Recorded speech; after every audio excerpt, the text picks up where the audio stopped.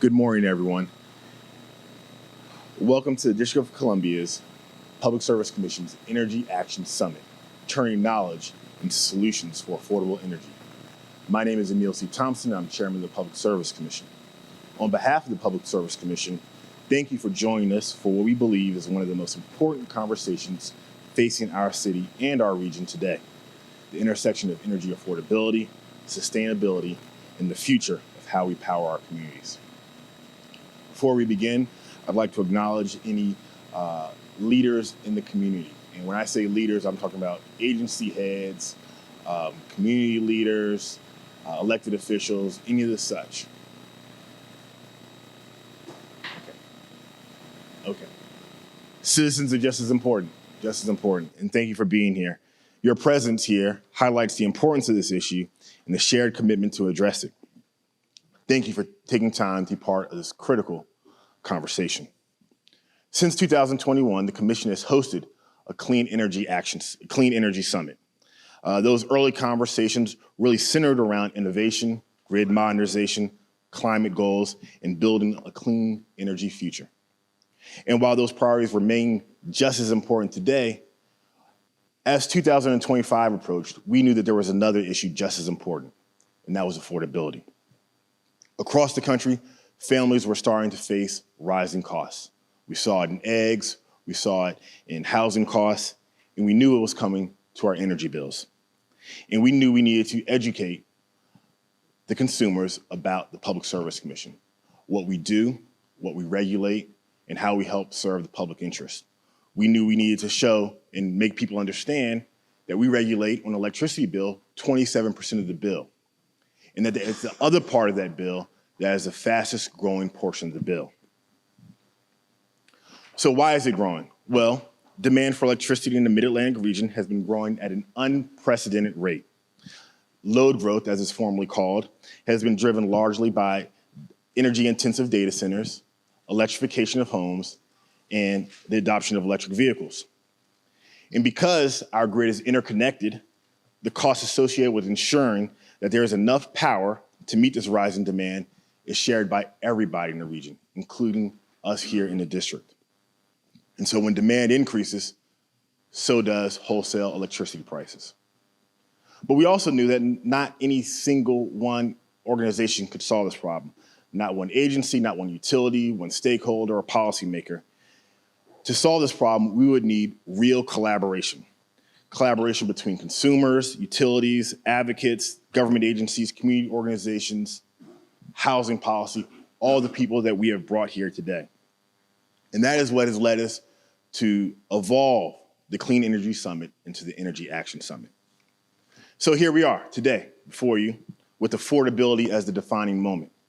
I want to reiterate and double down that the district can maintain its clean energy commitments while also focusing on affordability. Let me say that again. We can maintain our clean energy commitments while also focusing on affordability. But to do that, this conversation can't live in our regulatory dockets or our policy papers. It must be in rooms like this with everybody engaged so that we can come to smart and equitable conclusions. Now, before we begin with the first panel, I do want to take a quick moment to recognize Commission staff. They have done an excellent job in setting up and preparing us for this day. This is normally a summit that we hold in the fall, but they recognize the urgency of the moment and that we need to have this conversation now as SOS prices are increasing before the summer months when energy usage spikes. We need to have this conversation now to inform people so they can make the proper decisions. So I want to thank them for their professionalism, their passion, and for making this summit possible. Thank you.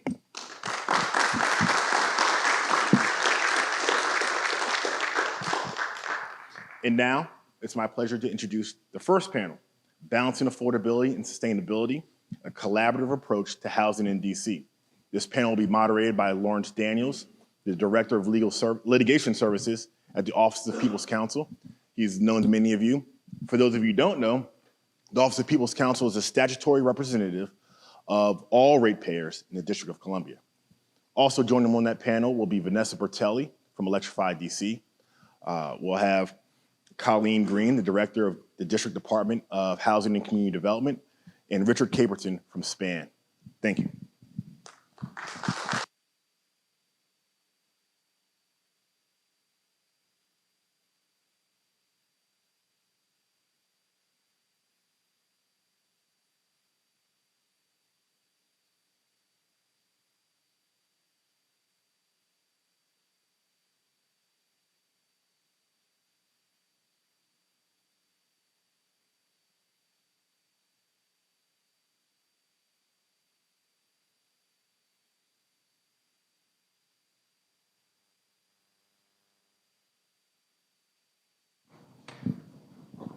All right, good morning.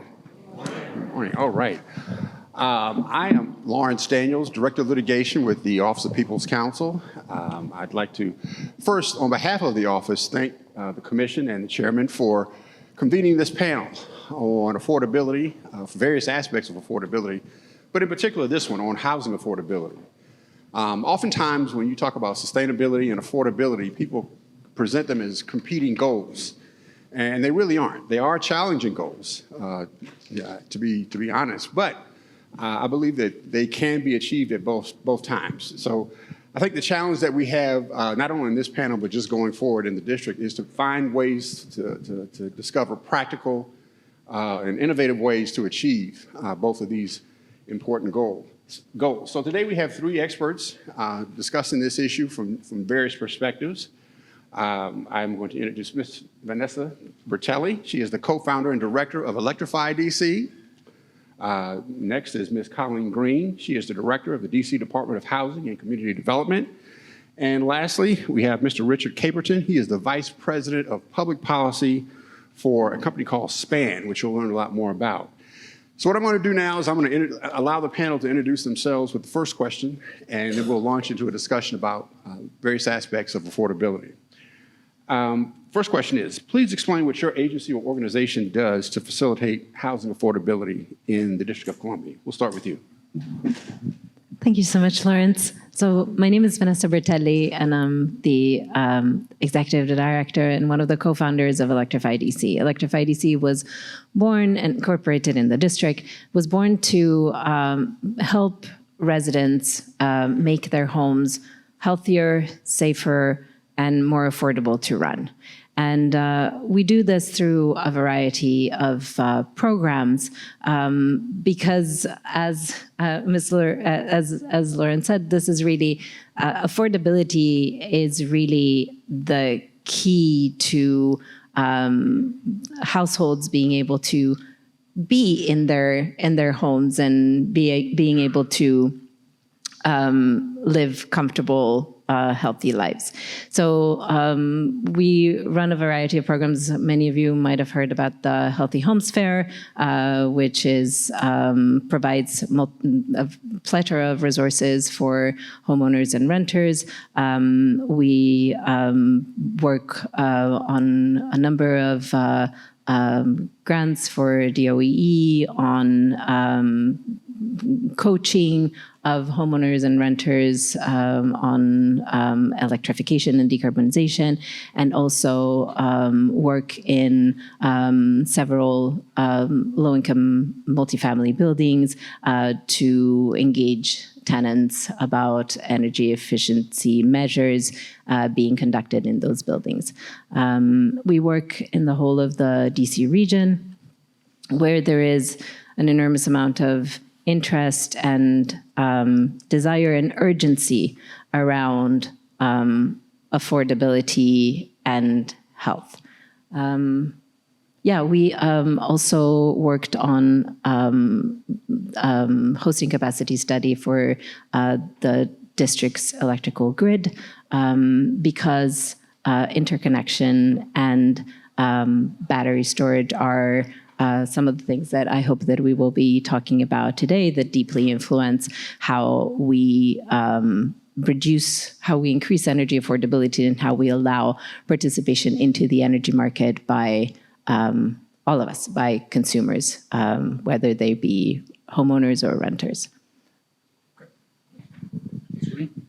Hi, good morning. So as a director of the Department of Housing and Community Development, I am responsible for its mission, which is to preserve and produce affordable housing opportunities for the residents of the District of Columbus. District of Columbia. Sorry. It's working on history lessons last night. The two major tools that we do that with is the Housing Production Trust Fund, which is the subsidy that we provide to invest in properties that are developed or preserved for affordable housing.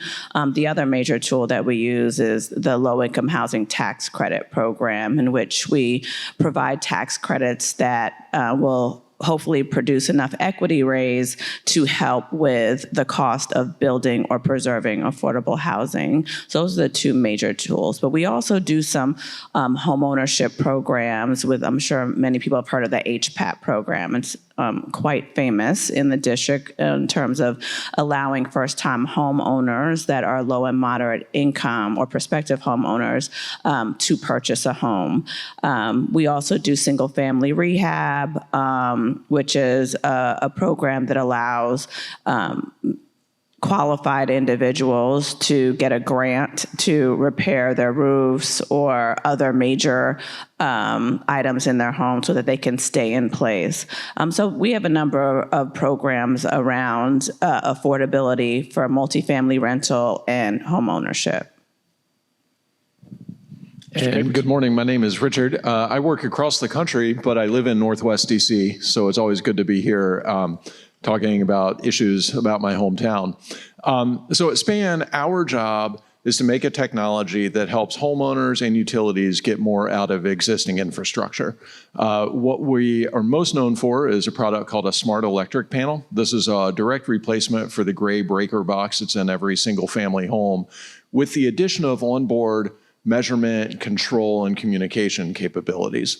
And so what that means in practice is that our panel can automatically tell what's happening in the home in real time at the individual circuit level, and then can respond to signals and then control what's on those circuits. And so a really common use case is for homeowners that are adding electric appliances. So they're adding a new heat pump or new electric vehicle, something like that. They want to avoid a service upgrade, or here in the district, we often call that a heavy up. That can cost thousands of dollars to get Pepco to come out and dig a trench in your front yard, potentially, and take many months. You can avoid that whole process if you use a SPAN Smart Panel. Another use case is, and this gets a little more into housing affordability, is when new homeowner or new home builders build a community in the district. This would typically be like an infill development, maybe 4 units on what used to be a 1-unit lot. The utility will often say you need 400 amp service for that. Or you can build at 200 amps, avoid a bunch of upstream infrastructure like new transformers, bigger poles and wires, and use a SPAN Smart Panel to manage the energy use at that site. So those are the types of things that we work on. I think throughout the conversation here, we'll get into a lot more examples of it, but just think of us as the technology that helps get more out of existing infrastructure. All right, thank you very much. We want to start talking about some of the challenges that you've run into in the district in terms of advancing some of the services that you provide. Mr. Bertelli, you talked about solar, you talked about battery. What are some of the challenges that you faced, and how are you addressing them? So I would say that one of the biggest challenges we have right now is really understanding what is affordability. If we're concentrating, and don't get me wrong, I really care about how buildings are made. I sit on the Green Building Advisory Council. We pore over construction documents. Like, it matters. It matters what systems, what appliances go into our buildings. And I really believe that in less than 10 years' time, we will be looking back and thinking, like, how on earth were we burning fossil fuels inside our homes the same way that we think about smoking in restaurants right now. But anything we do on making a building affordable actually doesn't matter when a 1,400 affordable unit receives a $1,000 utility bill. And so in this forum, it makes sense for us to concentrate on how we reduce that or control or help minimize that bill, and how we allow consumers to enter the energy market and chip away at that bill through the energy that they can produce themselves, or programs like demand response. So that is it's an issue because we think about affordability in a way that is static, but affordability really depends on regulation and policy and technology, as Richard was clearly illustrating. Ms. Green, I know your agency does a lot with permits and regulation. What are some of the challenges that you have with permitting and regulations? So we're not a regulatory agency except for when it comes to rent control. So we don't do the permitting, but we do, in terms of our subsidy that we provide, we're a steward of the subsidy, and subsidy is very precious and limited, and we need more of it to produce more affordable units and preserve more affordable units. So we have an interest in making sure that anywhere there's cost drivers for building development or building preservation, that we are in conversation about that and push back against it, because that means there's a need for more subsidy. So some of the challenges that we have with regulation, with regulatory agencies, is sometimes it's sort of like a black hole. We're not sure, it's not standardized. There's no certainty as to how long approvals will take on one project versus another. And that also is related to utilities, right? There's a whole separate process for getting permits for utilities, gas, electric, water, sewer, which is not a utility, but kind of goes with water. And we don't know. It could take 30 days, it could take 60 days, it could take 90 days, and it could take various iterations of drawings, which cost money. It could take changes. We don't know. Depending on who you get, you might get a different answer. So those are some of the challenges when we're trying to keep buildings affordable that we would like to have some certainty about, because it just means potentially more subsidy. And if we're able to gauge that, we would know. But I did want to respond to something that Valerie said in terms of utility costs on the tenant side. So we are all, the end user is the tenant or the homeowner. So everything that we're doing is to try to make sure that it's affordable to the end user. One of the challenges that when you do a LIHTC project, there is a utility allowance for LIHTC projects. So that low-income housing tax credit, sorry about that. So there is a standardized utility allowance that you can charge a tenant, and you're not supposed to go above that. But what that means is someone's got to pay the difference. And then that goes to the building. So we're very interested in, at the end of the day, how the operations are going to run prospectively long-term, because that subsidy has to be in place to make it affordable for a period of 15 years, 30 years, 40 years, whatever the covenant is on the building. Are there any legislation, perhaps, or different rules that could be implemented to help you with any of these challenges? Well, there's some legislation currently being considered by council that is looking for more transparency from the utility company, and also information in terms of what gets charged to all tenants for utilities, not just if it's funded by low-income housing tax credits, but overall, so tenants can understand like what their bill is or is going to be or what it has been over time. So there are some coordination and transparency legislation that is in front of the council currently. Okay, all right. Mr. Caperton, what are some of the challenges that you face here in the district? Sure. So let me preface this by talking about what I think about when I think about affordability. So affordability is just a function of utility rates, and utility rates are a function of the cost of the system divided by the throughput of the system. And so I think about one of the key solutions to affordability being increasing the throughput. And the way we're going to do that is with electrification. On the electric side, the way we're going to do that is with electrification and just getting more kilowatt hours sold through the system. So what are the barriers to electrification in the district? There's a lot. There's probably a lot of things that we could throw money at, and that would probably be money well spent. But I want to flag two, I think, more structural issues that I'd encourage us all to think about. One is that in a lot of the country, we have combined dual fuel utilities. One utility sells gas and electric. And with those systems, it's complicated, but it's relatively easy to figure out, like, okay, how can we turn off a part of the gas system and replace it with electric? In the district, we don't have that. And it is really hard to coordinate between Washington Gas and Pepco and figure out if a homeowner wants to cut off their gas line or a community of homeowners wants to get rid of that and just have electric in their community. That coordination challenge is real. And so I don't know the solution to that, but I think we need to take it seriously. Yeah. The other, and I'll flag one other structural issue.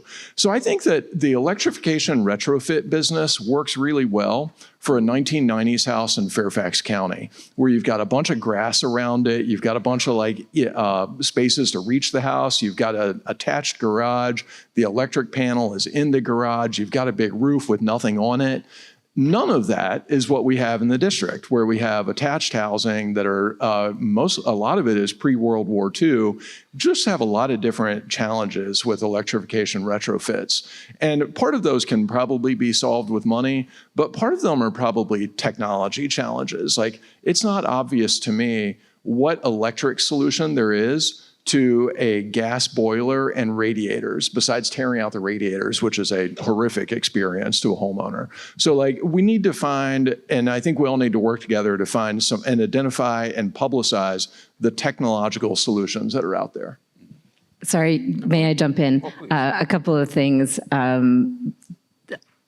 Radiators, luckily there's air-to-water technology that is coming onto the market. All 5 major manufacturers of heat pumps have launched or are launching air-to-water technology products. So a lot of the homes of the DC region actually now have a solution to electrify. On the coordination between our infrastructure, our gas and our electricity infrastructure, and our electric infrastructure, I am very excited to be working with an excellent team on a proposal for one of the grants that DOE has put together. And Richard, I'd love to chat about that. But it's not only about, the coordination needs to happen. And I have a very personal experience on this. I electrified my own home in 2021. And it took me, my gas meter was actually inside my home. So in order to electrify, I had to have Washington Gas remove it.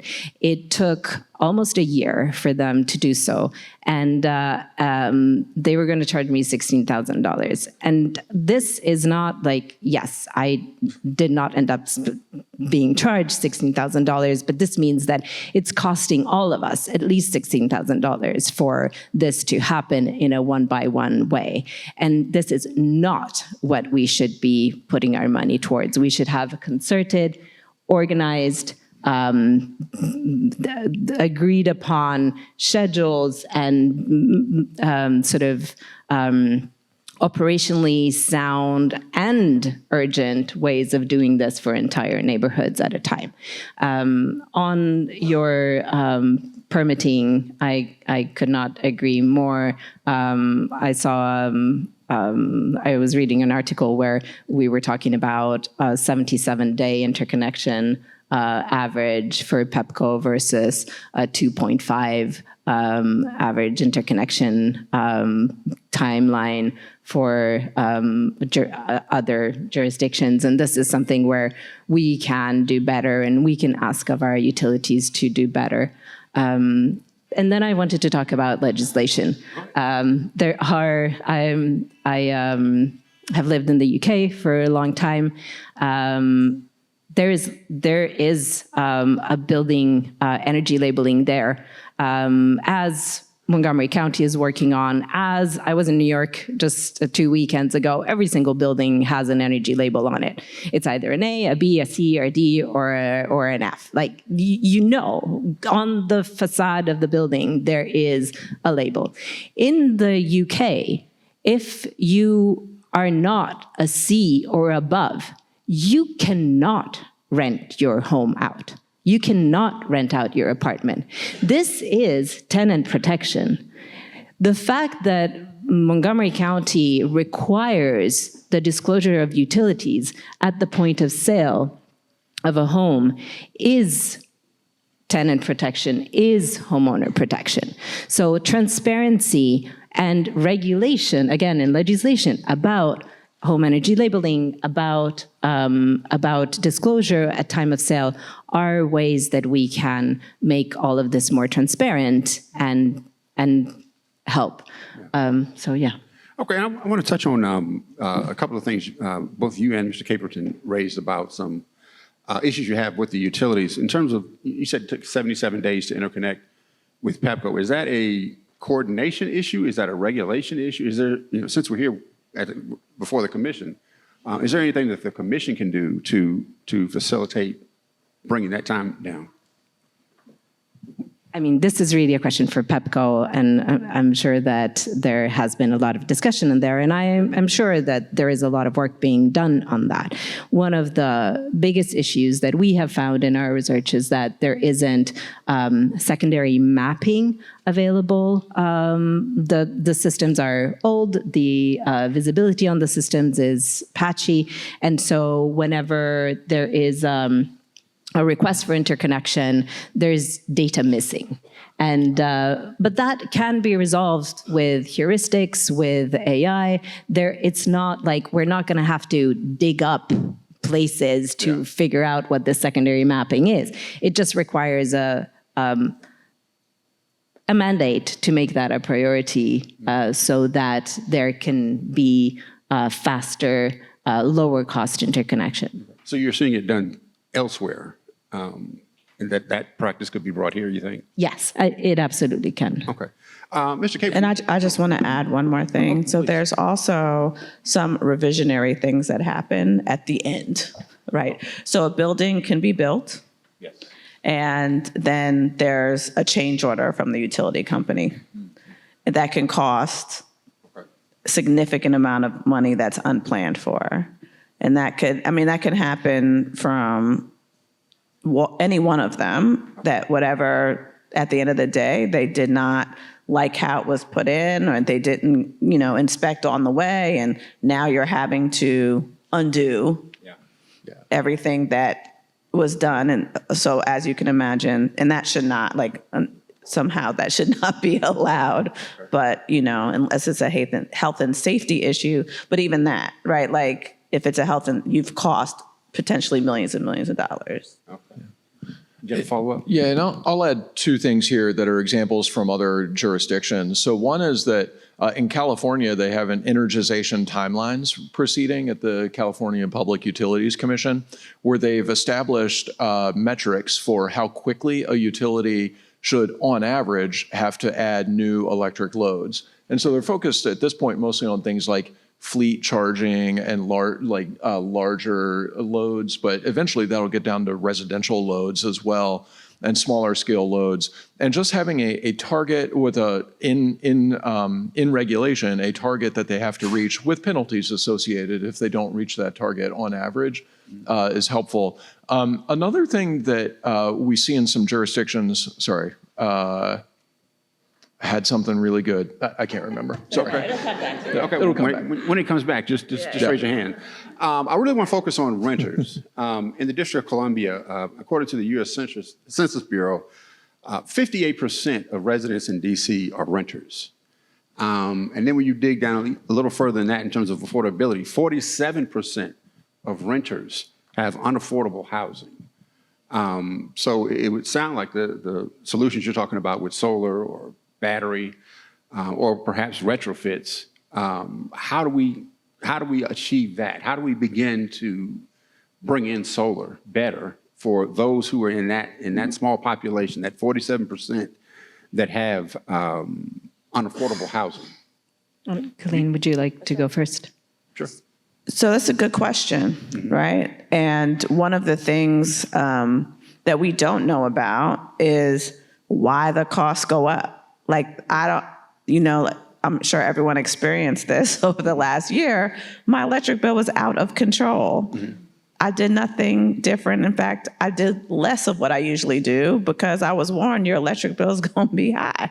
Yeah. So I was cold all winter and I still paid a lot of money. Yeah. So it was like, why? No one knew why. So that is a big challenge. But housing costs and utilities go hand in hand. Yeah.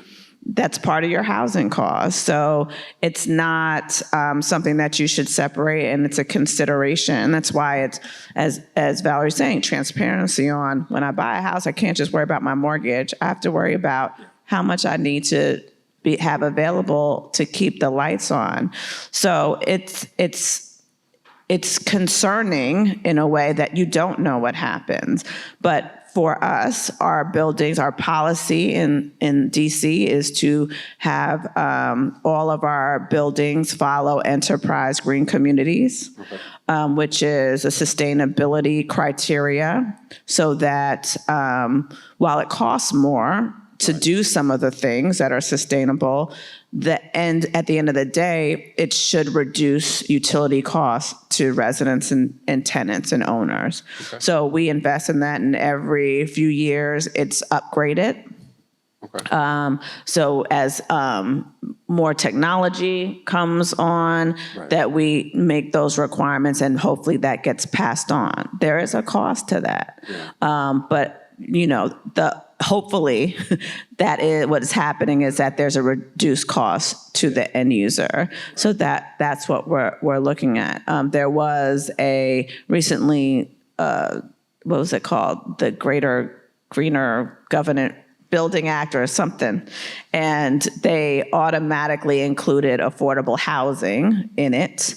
And that was a challenge for us. And we pushed back only because when you are developing housing and you are planning housing, it's not like we wake up one day and decide today's the day we're going to turn the ground. Yeah. It takes 2 or 3 years to work with funders, lenders, investors, construction people, third-party consult. It takes time to get the building to the point where you actually see something coming out of the ground. Right. And lots of plans, lots of permitting, lots of coordination to, at the last minute or within 60 days, say you've got to undo all of the work that you've done for 3 years. Yeah. Is a challenge. Yes. So we obviously are on the same page in terms of creating more opportunity for utility cost reduction in affordable housing, because that's our mission, but it has to be done. It has to be done forward thinking. So anyone that does it now is going to have to do that. And I know Valerie will say, well, what about the cost now? You got to do it now, right? I know she's going to say that. So there are things that, retrofits that you can do, like encouraging upgrades and passing those on to the tenants, that they're not perfect, but it doesn't undo 3 years of work and possibly make a project unfeasible so that it doesn't get done. So I think that there's an in-between for that. But I think, again, housing costs and utility costs go hand in hand. Yeah. And Mr. Caperton, I remember, I've been here doing this for like 26 years. And I remember about 10, 15 years ago, we had a smart meter project here. And those meters provided information to the homeowners and renters. And what we found is that the more information they had to make decisions, they were able to reduce their bill. And it wasn't just like a minimal thing. It was like a significant amount. I see your technology as being, part of that solution. If you were able to work with, say, a builder that has 20 apartment buildings in DC, about 20,000 people in those units, and those units had heating, air conditioning in their individual units, and they paid their individual bill, how would your product help those individuals in those units? Yeah, so this is helpful, and I think you've illustrated something by describing a really clear hypothetical. Because a lot of times there's a hypothetical of what can you do for renters? I'm like, well, you got to tell me more about the renter. What do they have in their unit? Do they have HVAC in the unit, or is it central to the building? Do they have hot water in the unit, or is it central to the building? Does the renter pay their own bill, or does the landlord pay the bill for them? Right. All those things make it complicated and help figure out the answer to those, helps you identify better solutions. In the scenario you described of there's a lot of demand in the unit, a lot of controllable, flexible demand in the unit, right, and the resident pays their bill, yes, we should absolutely put load control devices, energy management devices in the home and give the homeowner, or sorry, in this case, the tenant or the resident, the ability to see what's happening in their home and then respond to it. And there's a lot of devices out there that can do that. We work with some affordable housing owners and especially in some retrofit cases where they've got the scenario you described of a lot of load in the units, the renter pays the bill, and figured out ways to install a smaller version of our solution that was scaled for apartments and help those renters manage their bills. Okay. All right, and I guess another example, for all three of you, we know that the stadium, the Commander Stadium, is not going to be just a stadium, it's going to be a community. If they're building new housing, right now, let's just say they have some land and they're going to build 5,000 units there. What is the forward-thinking type process that needs to happen before we even put a shovel in the ground to make sure that those units will have the most affordable energy in that housing so that, as you said, Ms. Green, that cost, other than your mortgage, that your utility bill should not be a major portion of what it takes for you to live comfortably in your home. What kind of thinking needs to happen now? Well, I think that it's in the planning, it's in the construction, it's working with green design consultants, it's working with architects that are familiar with green design and energy efficiencies, so that all gets built in. And I think the Commander Stadium is a great opportunity to do that because they're starting from scratch. They're planning now. Exactly. And they can work with groups like, I keep calling you Vi, your name is Vanessa. Her name is Vanessa. But she's going to call her Valerie. Right. I keep getting old. Working with Vanessa and Richard on the planning. I'm so sorry about how to get these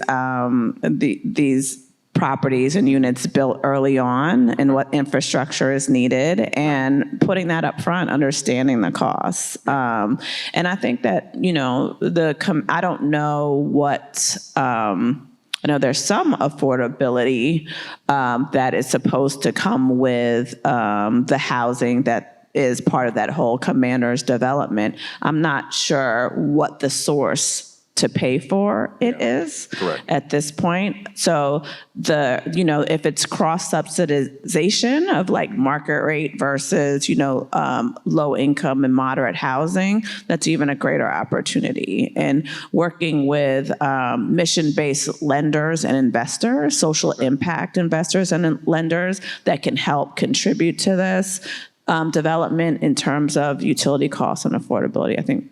Okay. Having all these people at the table and planning up front is really important. Okay, Ms. Bertelli, clean slate. There it is. Miss Vanessa Bertelli. You got the clean slate. I totally agree with Colleen, and I would say there is so much potential to dig even further in what affordability means, because again, when we're looking at this, we're not only looking, and we will always have this sort of, well, but you're building for 50 years, so what are you really taking into consideration, and is it worth pausing for a year to get a better building in 50 years? What we never talk about is the impact on health and the cost that that has on our health system, and the cost that being cold over the night or having to take your kid in for an asthma attack and missing your day at work, or not being able to perform as well on the job site because you are cold or you've got mold and humidity in your apartment, what that actual cost in terms of loss of hours of workforce and additional burden on our healthcare cost, that is something that we do not look into half as much as we should, because that would drive different decisions in terms of timing, in terms of resources that we allocate to better buildings, in terms of how we manage that even in existing buildings. And so it is really important to understand that when people cannot afford to stay warm or cool, that has a very direct impact on a bunch of other budget lines that at the moment we're ignoring. And so when we look at RFK, we need to think really deeply about what investment is enough, and really not be okay with the standards as they currently are. Right now in DC, we still don't have an all-electric building. Jurisdictions around us are very clear about the fact that we need to move towards all-electric buildings. And here in DC, we're still like kind of tiptoeing around it. What are we talking about? Like, these are things that should be slam dunks. Like, there is really no reason other than shareholder interest in us not pushing ahead with some of this legislation. Yeah. So that's a blank slate out there. It's parking lots. And we've got to decide what's more affordable, building one utility system or two utility systems. And it's obvious that building one utility system is going to cost less. And so I think in a retrofit scenario, there's a lot of where you already have a gas system. There's a lot of real expenses with things like decommissioning pipelines and getting people to switch and add new appliances. When you're building a new system in a parking lot, you have a choice to make. And I think the choice here is obvious, that we should just make that an all-electric community. Mm-hmm. Now, as a utility advocate, we hear all the time people's concerns that have been expressed here about the high rate of electricity. And all of you are talking about electrification.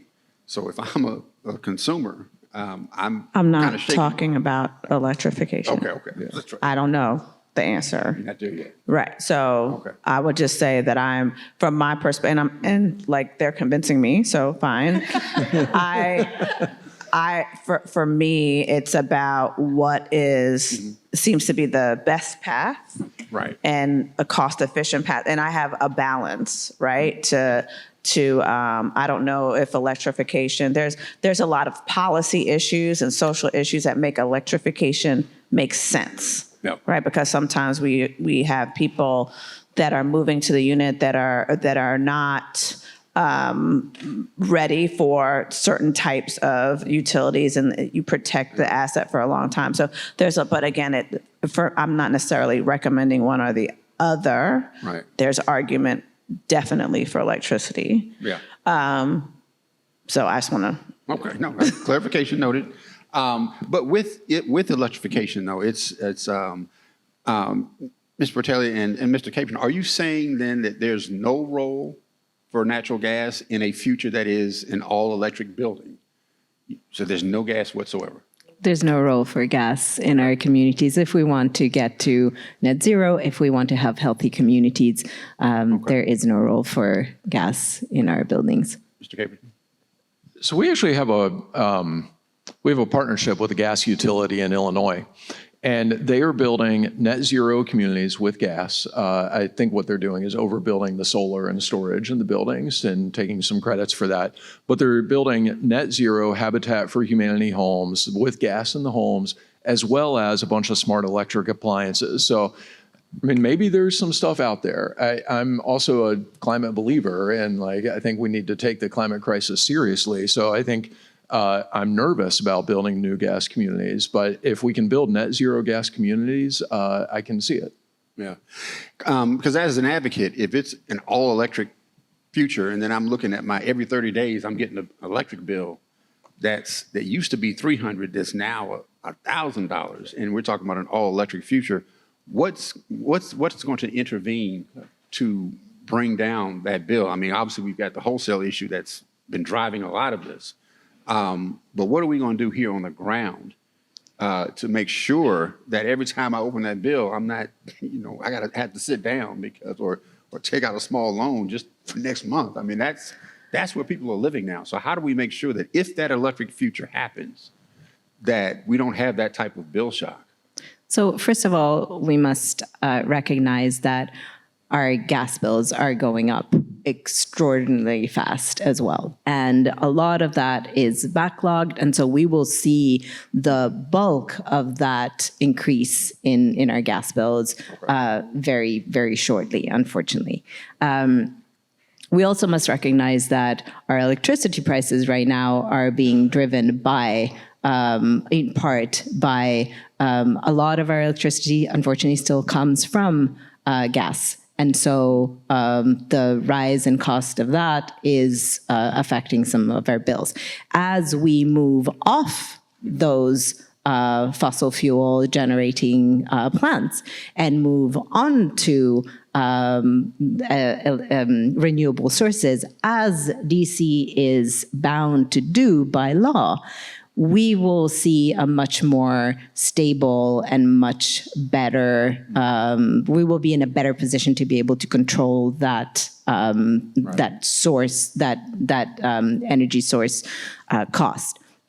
But there are very many other things that we can do that are a slam dunk that contribute both to reducing those electricity costs and helping the environment, which is things like demand response programs. If people are incentivized to use electricity and store electricity at times where electricity is not, the electricity price is not a given, it's not a constant. It varies dramatically throughout the day, neighborhood by neighborhood. We have ways with battery storage to affect when and where we use electricity. And so this is not like a death sentence. Like, we have very real ways of changing that energy cost. And so the comparison between gas and electric is an unfair one, and it doesn't take into consideration the actual harm that is done to our communities, both inside our homes and outside our homes, from burning fossil fuels. So this answer is going to sound really boring to start, but bear with me. The St. Louis Federal Reserve tracks data on electricity generation and the cost of electricity delivery. And you can look at that over the last 20 years. And over the last 20 years, the cost of electric generation has been highly volatile, but has gone up long-term trend at the same rate as inflation. The price of delivery has gone up straight line 30% faster than the rate of inflation. So we've got two different challenges. One is extreme volatility, which people internalize in a really serious way. They take out a small loan to pay for their bill. That is a challenge. It's unplannable volatility needs to be solved. And that's what we're dealing with right now. And I think what the immediate crisis is. But if we take our eyes off the ball on a 30%, something growing faster than inflation by 30%, we're always going to lose affordability in the long term. So we need to take that seriously as well. And the solution on the delivery has to be reducing the system cost and increasing throughput on the system. And so that gets to things like Vanessa was describing, like load flexibility, using technology to operate the system better, finding any alternative other than, any cost-effective alternative other than more poles and wires and substations and transformers. Please define throughput. kilowatt hours sold over the system. So right now, you probably use about 1,000 kilowatt hours in a home. If everybody used 1,100 kilowatt hours and the system didn't increase in cost by that much, the rate would go down 10%, roughly. Yeah. So it seems like this is a complex issue, but it is solvable. And I think the way you solve big social issues, societal issues, is that you have to ask the right questions. And once you get the answers to those questions, then you can have actionable policy. Who else needs to be in the discussion, in the room? Obviously, the obvious players are the utilities, the regulators, SEU, DOEE. Who else needs to be in the room, in the discussion, to ask those questions so that, 15 years after we build a development, you say, oh, why didn't we think of that? Ms. Green? Well, one of the things that, and I was thinking about this, as we talk about all this advancement and all this technology and all these things, we had a couple of net zero projects that we put our money into early on because that was a thing to do. And there were a couple of developers that piloted it. And these developers are now saying, it was not a great experience. And I think that the reason that they were saying it's not a great experience is they might have been slightly ahead of the curve. So as you are building affordable housing and practical everyday use, if someone breaks something that is a net zero product technology, you can't replace it. You can't find, it's not in Home Depot yet. It's not in Lowe's yet, and there's, it's not readily available. And so there were a lot of challenges. And I don't know, we often solve problems by looking at pieces of it and not looking at it holistically. And so that was a challenge. So as we're talking about, ways to do this, things are going to break down. Things are going to need maintenance. So that part of the system needs to come up to speed to make repairs affordable also, the maintenance affordable also, so that, it can continue to be realistic for everyday use. So that's the one thing that I want to say, we kind of do things up front, but then the back end is not always thought of. So. And this is, sorry, Richard, this is a perfect example of why we need clear codes right now. Without if the CCCB approves it, or if the council, or if the mayor doesn't, no. Clarity in regulation, clarity in building codes drives lowering of costs. We have data out of Massachusetts that says very clearly that when we have a very clear regulation, the building community adapts to it. It's when we have this, now we start, now we stop, now we delay, now we put back, now we change code, or we go to a different certification, that causes all of the, people in the construction industry don't believe it. They don't plan for it. They don't get their stock in. They don't, it's not getting through to the Home Depots. It's we need unequivocal direction and clear implementation timeline to these things for this not to be an issue. Because otherwise it's a self-fulfilling prophecy. Yeah. So in every other state, when they have this conversation about who else needs to be in the room, they would talk about hyperscalers and they would talk about data center companies. We don't have that here. Our data center opportunity is the RFK Stadium site. That's our hyperscaling site. And so we need to have the commanders in the room and anybody connected with that site in the room. Yeah. And a good point that Vanessa made about the planning in terms of who will follow who. I can say, I think without argument, is that we don't have a national energy plan. I think different states are doing different things, based upon their own circumstances. But if we were to have a national energy plan, what will be some of the planks that have to be a part of building a national energy plan that could flow down through the states? Because I think we're seeing right now with the wholesale rates in PJM, we got 13 states that are getting hammered right now. That's 67 million people. That's most of, a good part of the population of the country. But we don't have a national plan to kind of guide our way through those issues. What should be part of the national plan, energy plan? So, Richard, correct me if I'm wrong, and maybe Colleen, too. There actually is an international code. Yes, and we are so late in adopting it, and that code does have way more stringent provisions around electrification than we do. So those standards exist, and we're just not adopting them. As a country, you mean? Not only as a country, but as building codes are inherently local. They depend on a bunch of different variables about how our building department does permitting, or how there's a whole host of issues that make building codes inherently local. But the standards are international. Okay. And so right now, and I'm not 2024. IECC, it's the International Construction and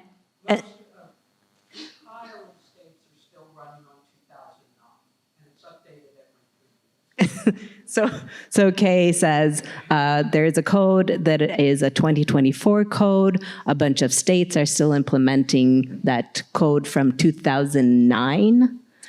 So there is a path. There is a very clear standard. We are not adopting it fast enough. Okay. Mr. Capron.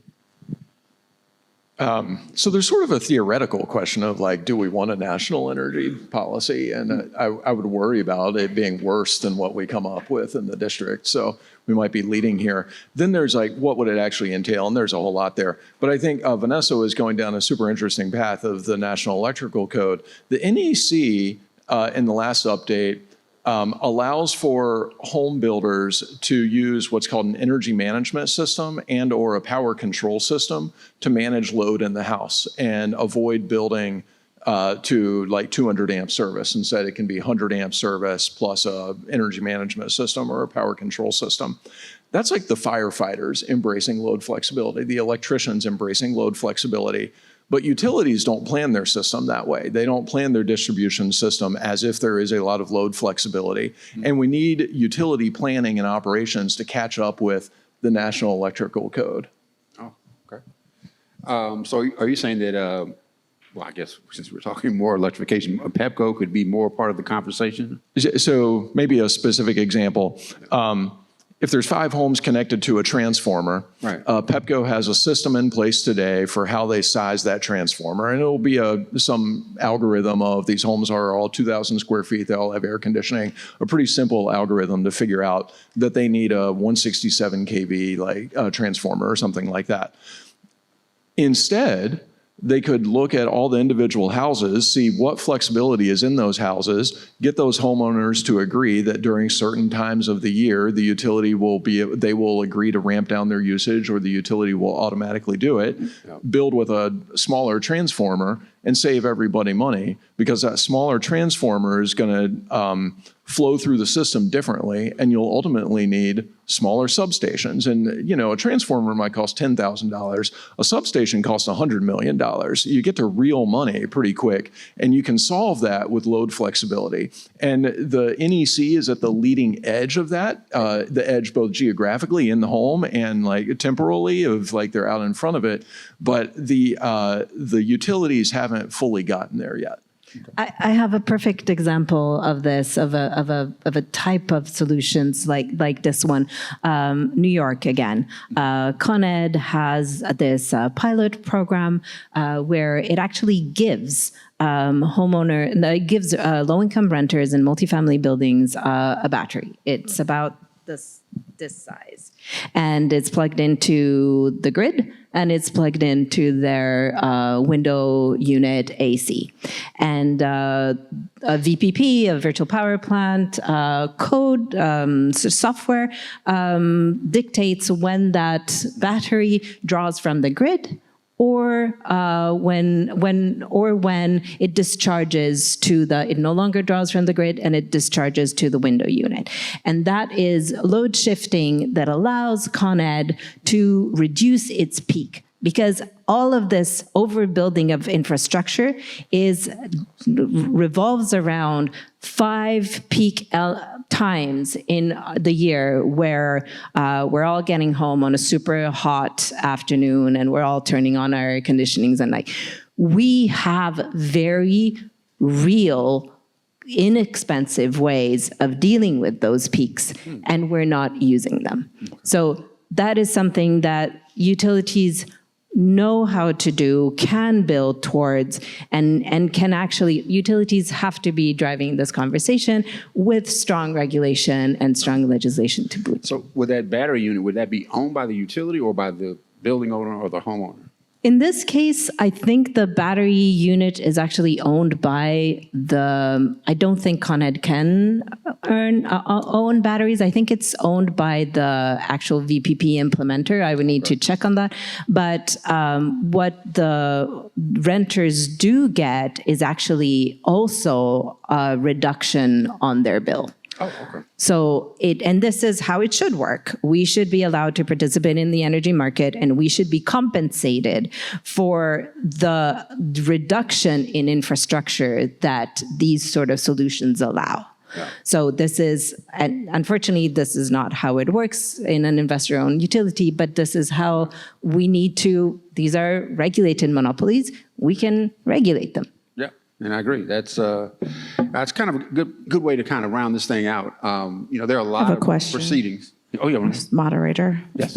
Go ahead. So my question is that we're talking in sort of individual household, but the whole data center situation, which needs a lot of electricity. Yes.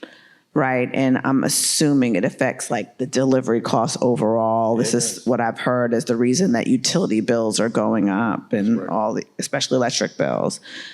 So how do these solutions that we're talking about address that driver, which is huge driver, if at all? So SPAN just announced, this is very topical, we just announced a business where we are deploying distributed data centers, so small versions of they'll have like a small number of servers in them in residential settings, so outside of a new construction home. And then that distributed data center, the distributed compute, will be powered by the power system that's already powering that residential setting. But that residential house it's got a load shape like this. Right. It's going to fill in the troughs fill in the valleys in the load. And if we could do that, we're doing that at a small scale. We're going to aggregate that across tens of thousands of households, and it will operate just like a large scale data center ultimately. But we can do that. Other data centers need to do that as well. We need more flexibility from the data centers, I think. What about, with those, do they come along with the issues with the water usage and also the pollution or the noise? Do those small scale data centers? So ours is going to have a lower volume or the same volume as an air conditioner outside a house. Okay. So it's intended for a residential setting, and a closed loop recirculating water chilling system. So it's going to be like a radiator system in your house. You fill it once, and then it's filled forever. Okay. Yeah. All right. Well, these are a lot of good ideas. I think regulators have their hands full. Certainly, Chairman Thompson knows that, as well as the federal regulators know that they have their hands full. But I think this is a good way to, a good conversation to start to put these things on the table, look at some solutions, and understand that these are things that we have to do. We have to solve these issues because it is absolutely unsustainable.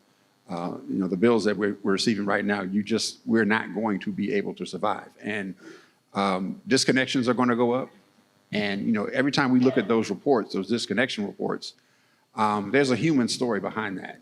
And I think that we cannot ignore that. And that's why it's imperative that our regulators, our legislators, and our vendors and utility companies really do have to start to put something on the ground fairly quickly before we have a serious situation. So with that, I'm going to turn it back over to Chairman Thompson.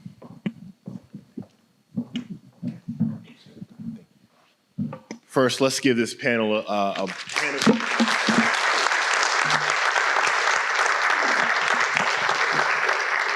I think this was certainly a great way to start the session today. Talking about that intersection of housing and affordability and sustainability is very important. I heard a lot of key terms: flexibility, forward-looking, being aggressive, using technology when necessary. And I love how Director Green really kind of set the tone when she talked about household costs have to include utility costs. And so when we think about costs in the district, the cost of living and maintaining, these things go hand in hand. So thank you once again. We're going to take a slight break till about 11:25, and then we'll start with our next panel. Thank you.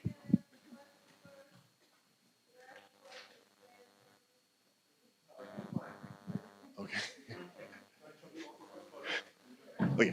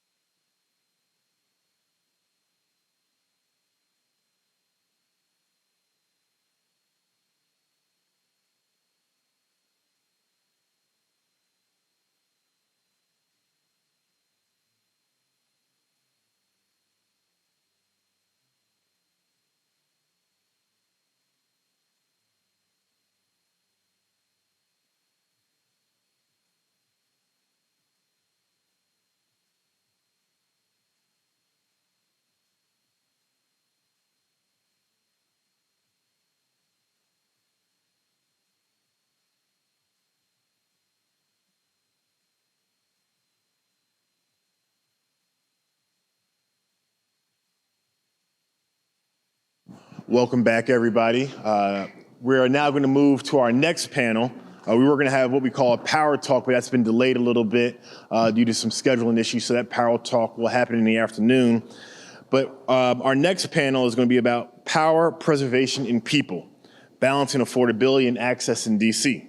Moderating that panel will be Ben Burdick, who is the current director of the DC Sustainable Energy Utility. He's going to come out from the, there we go.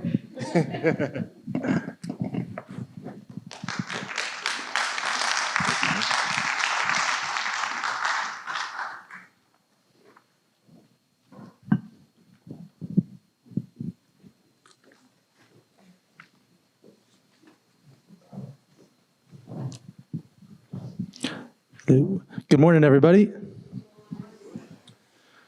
Thank you, Chairman Thompson. Thank you to the PSC and the PSC staff for this event today. As Chairman Thompson said, my name is Ben Burdick. I am the Managing Director at the DC Sustainable Energy Utility. We are super excited to be here today. Our panel, entitled Power Preservation and People, is a really important one today, and we're joined with some really great panelists here. So let me just kick it off by saying,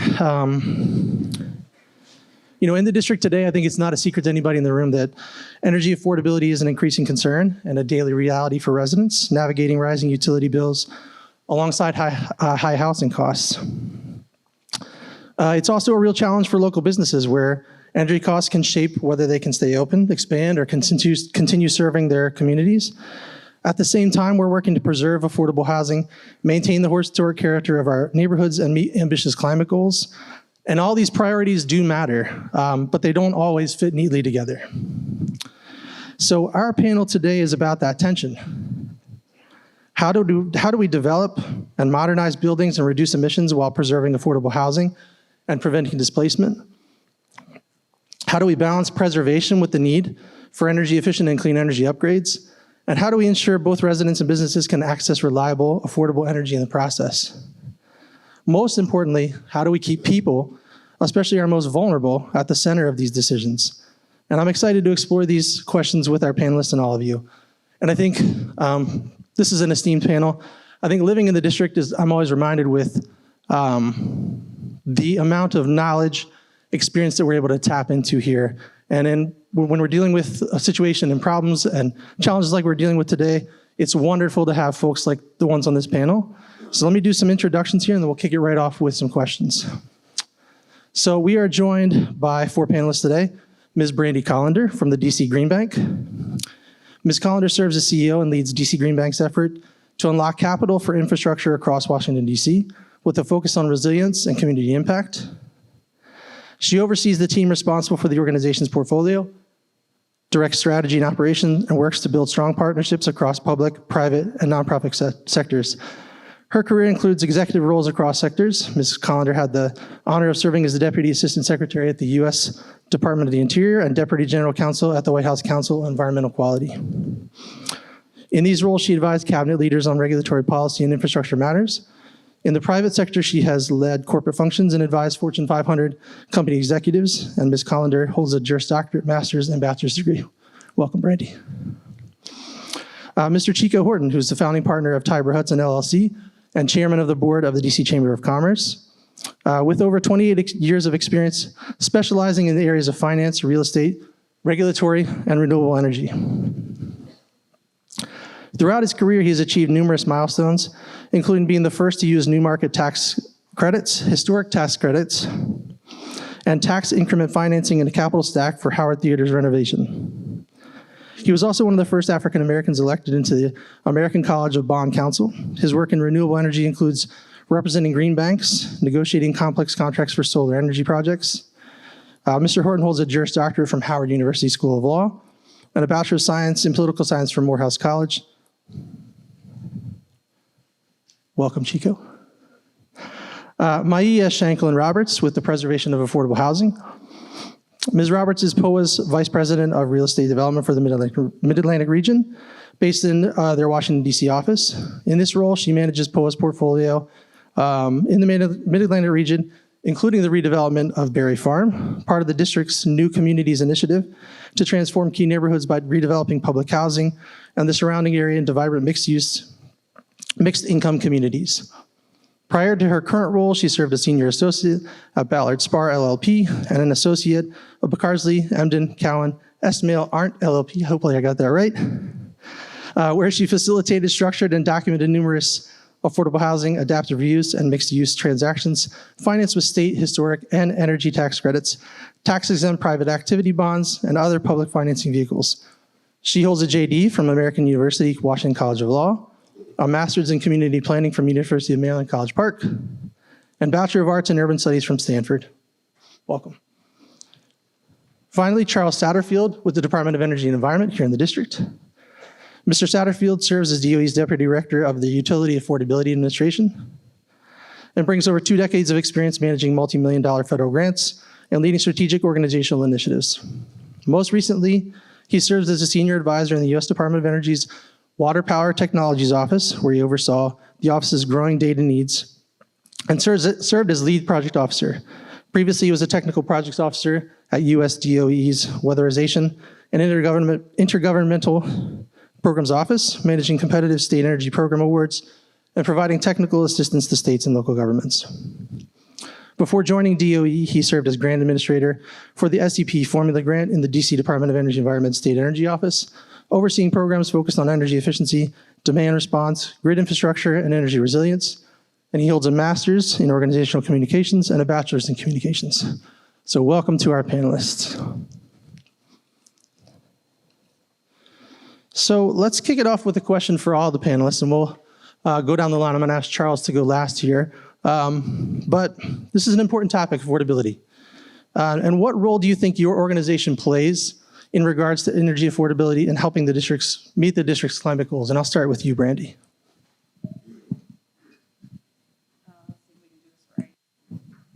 Okay. Thank you for having us, and thank you all for being here. The DC Green Bank is, we like to say, sort of your dream partner. The reality is there are many stages, as Maya can tell you, in terms of being able to bring a dream like brick and mortar to reality in the District of Columbia. And it's a worthy exercise, but it does require partnership.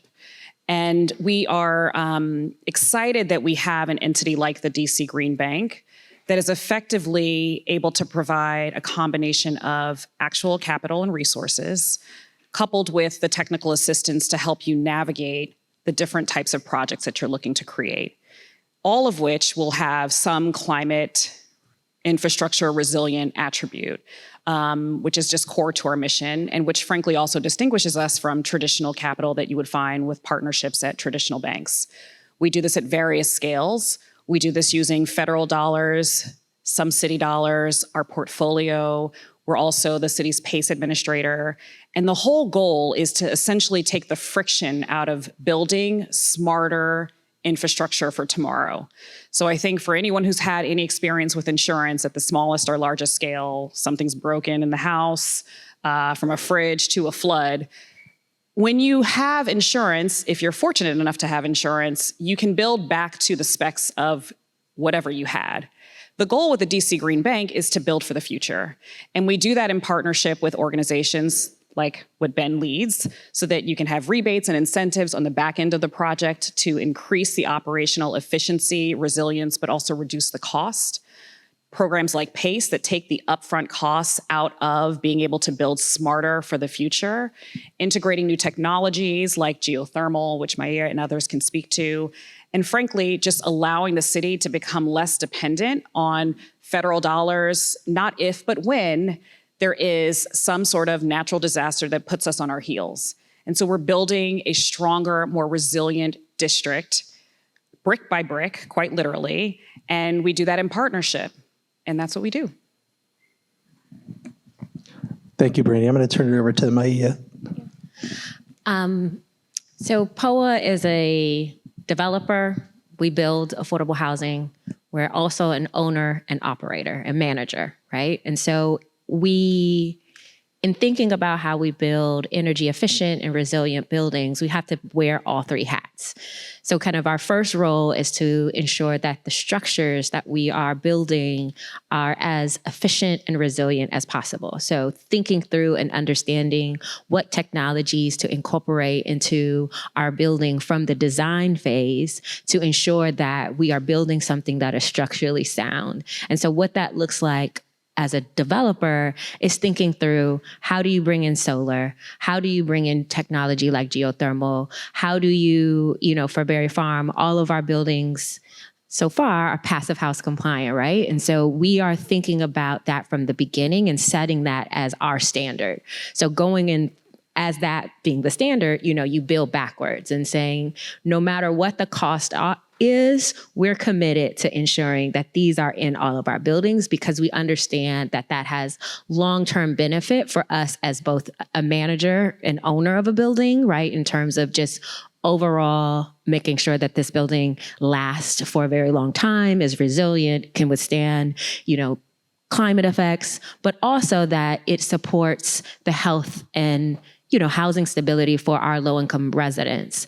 And so we're thinking about that from the whole life cycle of the building. And I think our job in this space is to, one, be thoughtful about what are these requirements? How do we incorporate them in our buildings? Because we have to, number one. And then number two is, how do we push and find the financing to make sure that we can make it happen, even if there aren't incentives, because we know of the long-term benefits. I'll turn it over to you, Chico. Great. Good morning, everybody. I appreciate the opportunity to be here today. I'm going to speak on two perspectives. One, from the legal perspective, being a founding partner of Tiber Hudson, and we have a very robust transactional practice, and one of those practice areas is sort of renewable energy. And we are proud to have the Green Bank as one of our clients. We are actually proud to say we've worked on all of Berry Farms' projects as well. And we serve the Green Bank with one of my partners who's in the room, Malik Edwards. And what we do is we help banks understand how these transactions can be done. Obviously, the Green Bank, that's what they specialize in, so we don't have to assist them as much, but we make sure that they're protected. They feel when they have underwritten, say, for example, a solar project, that if they collateralize, that means if the CREX, right, the actual equipment, all that stuff, that's part of their collateral, that they make sure when they underwrite it, that they have enough to cover what they're loaning. So they have a comfort level. A lot of banks don't have that comfort level. That's why the Green Bank was created, to help people in this room finance renewable energy projects. So from a legal standpoint, we always help, because most of our clients are large banks and investment banks, developers that come and they don't have a clue on, maybe there's a gap and there's a source that the Green Bank or another lender that we know about that we've worked with can help them fill. We're happy to point that out and facilitate how all this can work together. Now, I do want to say that the Green Bank, since they're a client, but they are a great institution that's doing great things for the city, so this would go hand in hand. So we did work with the Green Bank in December, and we closed the largest PACE deal in United States history, which is on Connecticut Avenue across from the Washington Hilton, which is $454 million par amount alone. And the reason that was important, because that project still would be sitting here today, I suspect, if it wasn't for the Green Bank, and we figured out how to get that project financed with the developer. So, that's how, from a legal perspective, we sort of sit in the room, try to figure out how all this can come together. From my DC chamber role, which is a volunteer role as chairman of the board, what we do is we try to tell members from either a service standpoint, from either a development standpoint, because we have over 1,000 members, from your Fortune 50 companies to your small mom and pop companies, how if they come to us and they have an issue or they need to be educated on a program that's out here that might facilitate them doing some renewable energy project or renovating their building, we will sort of, as the DC Chamber, make sure they understand the playing field, what's available to them, so we can make sure we have a robust economy in Washington, DC.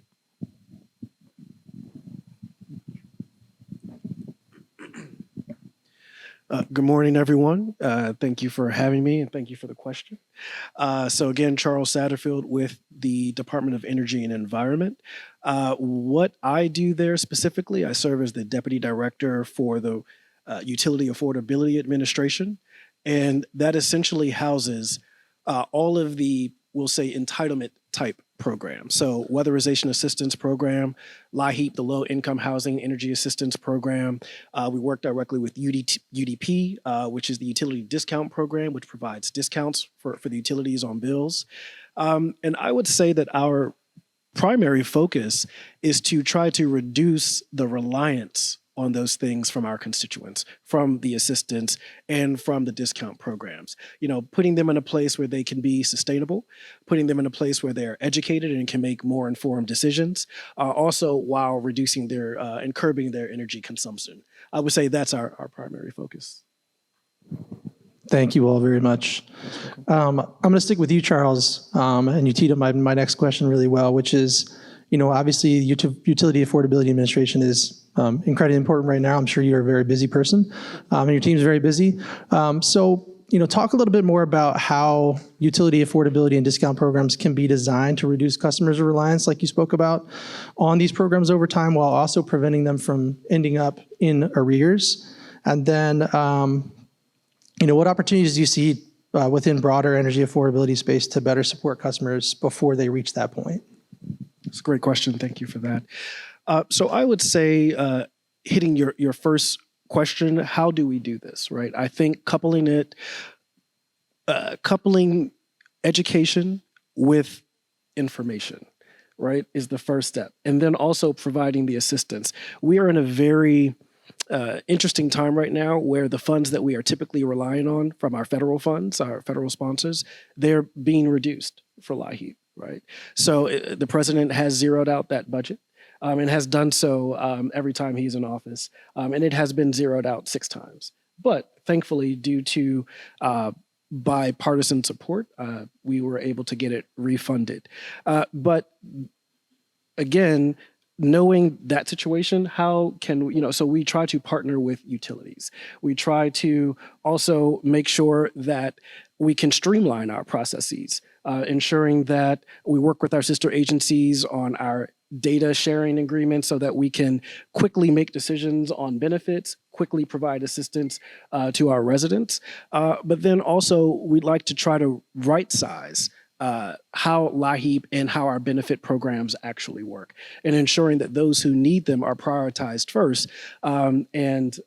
Because just recently I sent out an email where we had to close LIHEAP. We had to close early, and each year we're closing earlier and earlier.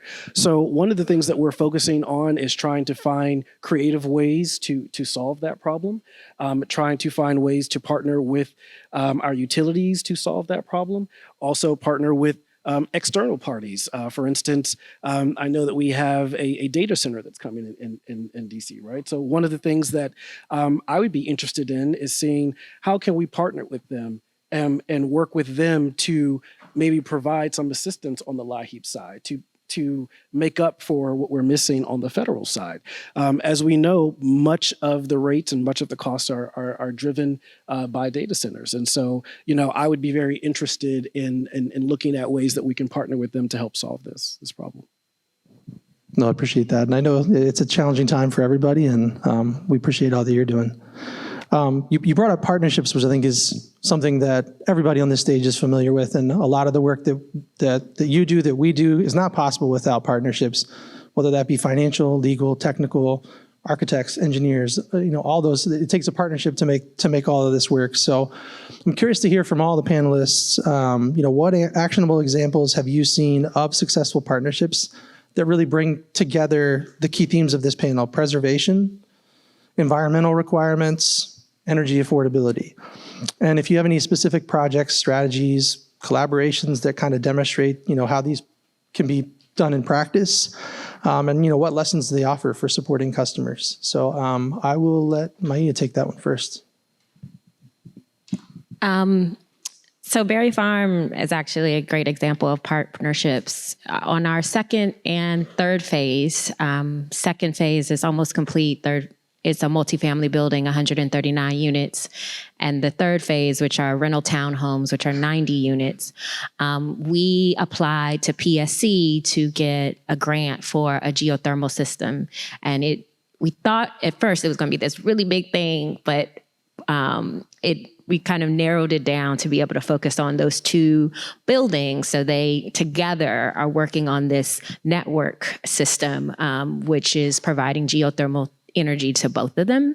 And, the grant, we ultimately got awarded $2.5 million to fund that technology. And it was a huge learning for even us at POA, our developers, everybody involved. I think, we applied, we were excited about it. And then it was like, oh my God, what are we supposed to do? Because nobody knows how to do this.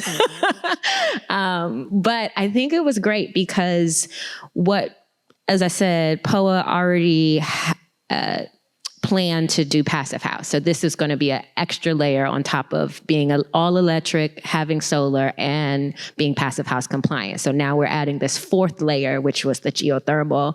And we were super committed. And we had a good partner, Brightcore, who kind of partnered with us and was kind of helping us in learning how to implement it. We brought in the drillers and, even our GC had to learn, right? Hamel Builders is our general contractor on the Edmondson, and we have a joint venture with a local Ward 8 company on the flats, and everybody is learning how to install this technology because it's not just about, drilling wells underground. There's a certain level of sequencing, knowing how to sequence it, knowing how to ensure that this does not delay the longer project, right? Because geothermal is subsurface, right? You have to build that first and then you go vertical. And so that created a whole nother layer of work to the project. And we still only had 24 months to do it. And so I would just say the partnership from getting the funding from PSC to them working with us and thinking about how we then deploy it. And then this whole system of partners and consultants, green consultants that helped us to really imagine what this kind of new world of energy would look like for this project is great. And then on the other side, which we haven't even gotten to yet, I think is going to be the partnership with some of our compliance and commissioning partners, right? Because we have to make sure that this system is working for the next 15 years, as well as educating our residents on how to use all these layers of technology within this building. And then I would remiss to say that, Green Bank is also a partner on that project. So, $2.5 million didn't fund the whole thing, but it certainly was a huge piece. But then Green Bank came in and also provide financing to help solve that gap. So, I think Berry Farm and those two phases is an excellent example of that partnership and just commitment to ensuring that green technology was incorporated. Brandy, you want to add to that? Yeah, thanks, Maya. I think this is a perfect example of how, you start with this dream. And oftentimes dreams include boiling the ocean and you're like, this is too much. And then you can start to really get focused and figure out who's also aligned. And, the great thing about being able to think big enough to create new things is that the universe will meet you where you are. And so it was great that they were able to go so far on the geothermal project in partnership with the PSC, and then we were able to fill that gap. And that happens all of the time in our work. Oftentimes people find us very late in the process, and then all of a sudden we're able to support them. Another example of that was with the Geneva project that Chico mentioned. And specifically there, he was really providing, I think, sort of an example of the technical assistance, which we think is sort of our superpower, to be honest, because it's not only helping you understand. I use sort of the analogy of going to the grocery store. It's you need eggs, you go to this aisle. When you come to the Green Bank, you might think you know what you need, but then we have all of these different financial sleeves, if you will, that can be more appropriate for your project. You might think you're going to only do solar, but you might realize actually this federal administration is is investing in geothermal. And so maybe that's an opportunity to scale your business. And so that's the technical assistance we can provide, interpreting those grants, figuring out the right financial sleeve, but then also being able to help you navigate DC, quite frankly. And so with respect to the Geneva project, we are the city's official PACE administrator, but we had a cap on how much we could actually distribute in PACE annually. And that deal alone was gonna more than blow the cap, which is a good thing. But you have to have city council remove the cap. And in this case, do it in less than 30 days at the close of the year. So we were able to do it. And, it really was a testament to the relationships that we're building with city council, being able to have the right ecosystem of resources and support. But it's not a small thing to be able to do that. What was really important in my communications was, we want this project in the District of Columbia. We don't want to send them down the road anywhere else. And now it's being built on T Street. So it's one of the many examples of the power of partnership. Thank you. Charles, Chico, anything you would like to add to that? Yeah, so I would say with our program and my administration, I think that partnership is embedded already. So one of the things that we work very closely with, we work with DHS, we work with DHCF in our evaluation of our clients' applications. Also, one of the things that is important for the programs that we administer is much of them are driven by a prioritized audit. So we can inform the client what type of measures can be installed. And also for those who are interested in electrification, we have a great partner. I don't know if you have heard of the DCSCU, but they work with us and we are able to kind of partner together and tackle some projects. And I think we're gonna work a little bit more closely in the future as residents become more informed about electrification and the benefits. And as technology continues to grow, I think people will adopt it.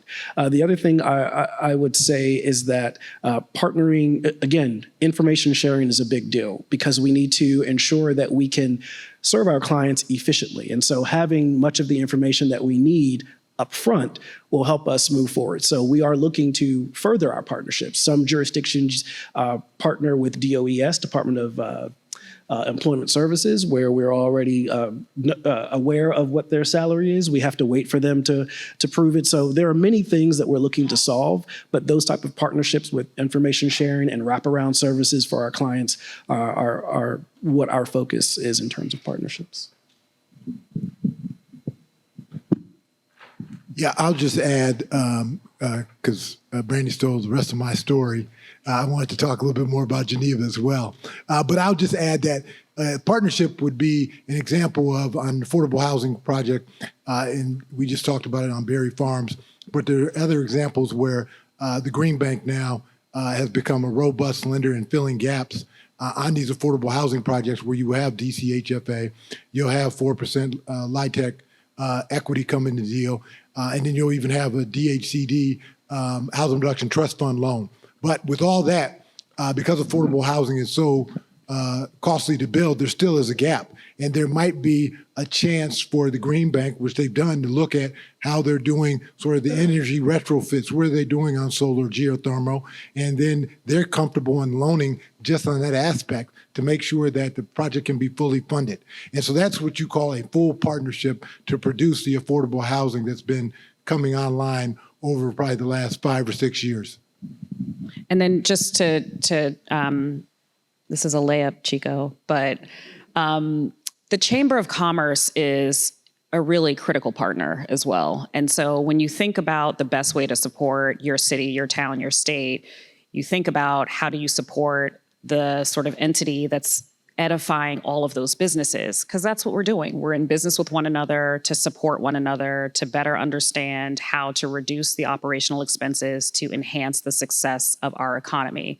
And we do this on the chamber side, just like we work with the NGO and the stakeholder community to understand the policies that impact our day-to-day.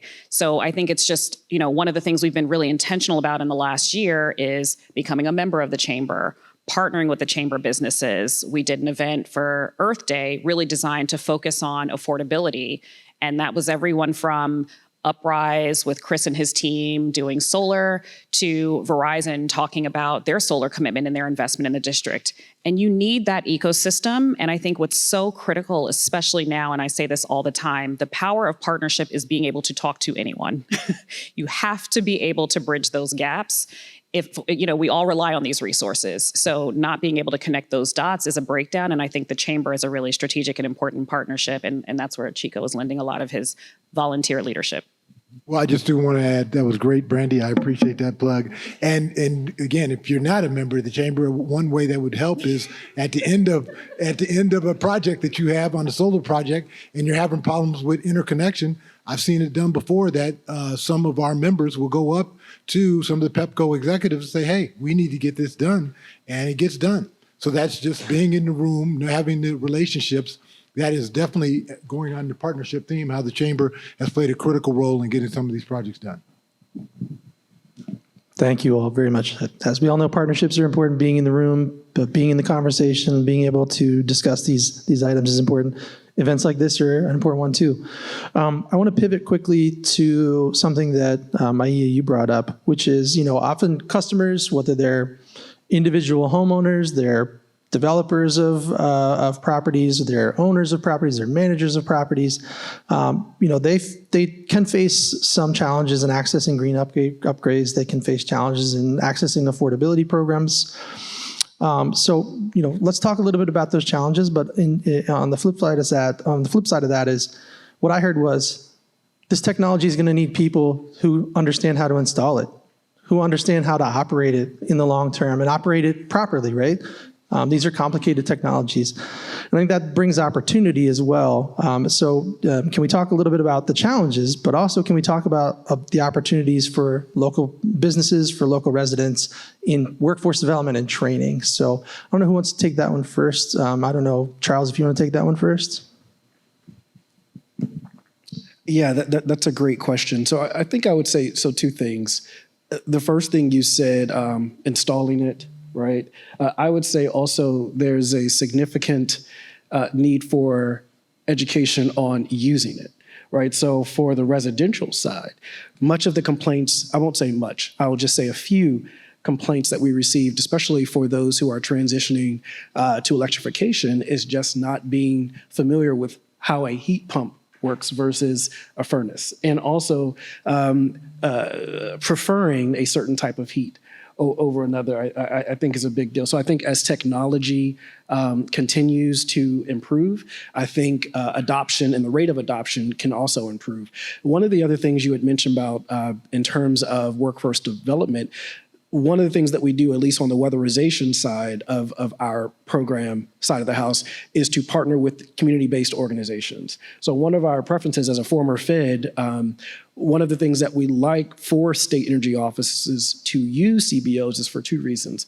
First, they typically have in-house crews, and so there isn't an issue with assigning work. But I would say the other thing is that those crews are then also trained by the CBO. And the employees that come through the CBO program are mined from that community. So in terms of, where the federal government sends that money, where we as the recipients of those funds place that site and work with the CBOs, I think it's a continual partnership.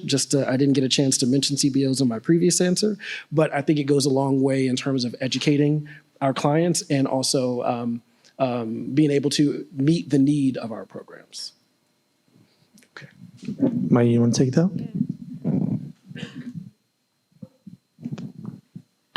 Without a doubt, the biggest challenge to adopting the technology is the cost. For us, that begins in the design phase, right? So we're hiring specialists to design the technology within the building, which is an add above just a normal kind of hiring a basic architect. Then there's the actual installation and construction and build cost. Some of the technology in itself is just much more expensive, especially because it's new. Just the simple fact that it's new, especially, when we're thinking on the new construction side, but then on the rehab side, when you're trying to convert a building, especially any old building, just to do that retrofitting is super expensive. A lot of these, early 19-somethings garden style apartments with bricks and all the things, they're not ready. It's just not ready. The little closets are not big enough, just anything you can think of. And so I think the challenge of thinking about how do you incorporate the technology within that old infrastructure is just daunting in itself. And then there's the O&M cost. We have really, really fancy HVAC systems at Berry Farm right now, and you have to change those filters all the time. And those coils are super sensitive. And our maintenance company for the first 90 days was just freaking out, right? We have had to call our installers multiple times because it's just a gap in education. We had to learn how to manage and maintain that new technology. And sure, we love it and it's great, but it is a cost. And I don't think that folks appreciate what that cost and the impact that has, especially when we're thinking about affordable housing, because right now, the way that kind of the district applies the green code is anything that has district money has to adopt this new technology. But affordable housing, we get DC money, but we don't get the subsidy. We don't have the rents to support raising enough debt or equity to have the dollars to actually incorporate the technology. And so the gap is real. And so as a community, we're having to think through housing stability and just providing a unit or enhancing it with this great technology. And the dollars for enhancement are just not there, right? And so I think that is the challenge, and I think something that we're all trying to problem solve around. But I think, just as I just mentioned, there's a bunch of jobs in that whole pipeline, from design to construction to maintenance. There's a whole bunch of jobs. I think, we work with DCSEU. We, New Columbia Solar is our vendor. We really are trying to be very intentional about hiring and engaging local community. I think just the upskilling and our management maintenance company, the upskilling and the all of the subcontractors that are doing everything from installing the actual HVAC system to installation. I mean, all of that is helpful, but it is a premium. And I think we're still trying to figure out how to cover that premium. I would just add on the workforce side that in DC, the great thing about DC is you do have a lot of companies like Maya's that are making a real effort to try to include the workforce on these projects. But as she just said, the SEU, DOEE, there are always training programs that they're sending out to train district residents to get involved in this industry. And the sad fact of the matter is that not a lot of people are taking advantage of these opportunities. And the outreach is there. DOES is always outreaching to their people. And we need to continue to do that. But at the end of the day, the opportunities are out here, like Maya just said. We need to motivate people to take advantage of them. Thank you all. I'm gonna pivot to a little bit of a bigger question here, and Maya, you brought it up a little bit of filling those gaps, finding that balance, right? It is more expensive upfront costs. How do you balance these things? So how do we balance the district's climate goals while we're still building that vibrant community, economically competitive, a prosperous region? How do we make sure that we're balancing all of those? And I'll turn to Brandy for this one first, if that's all right.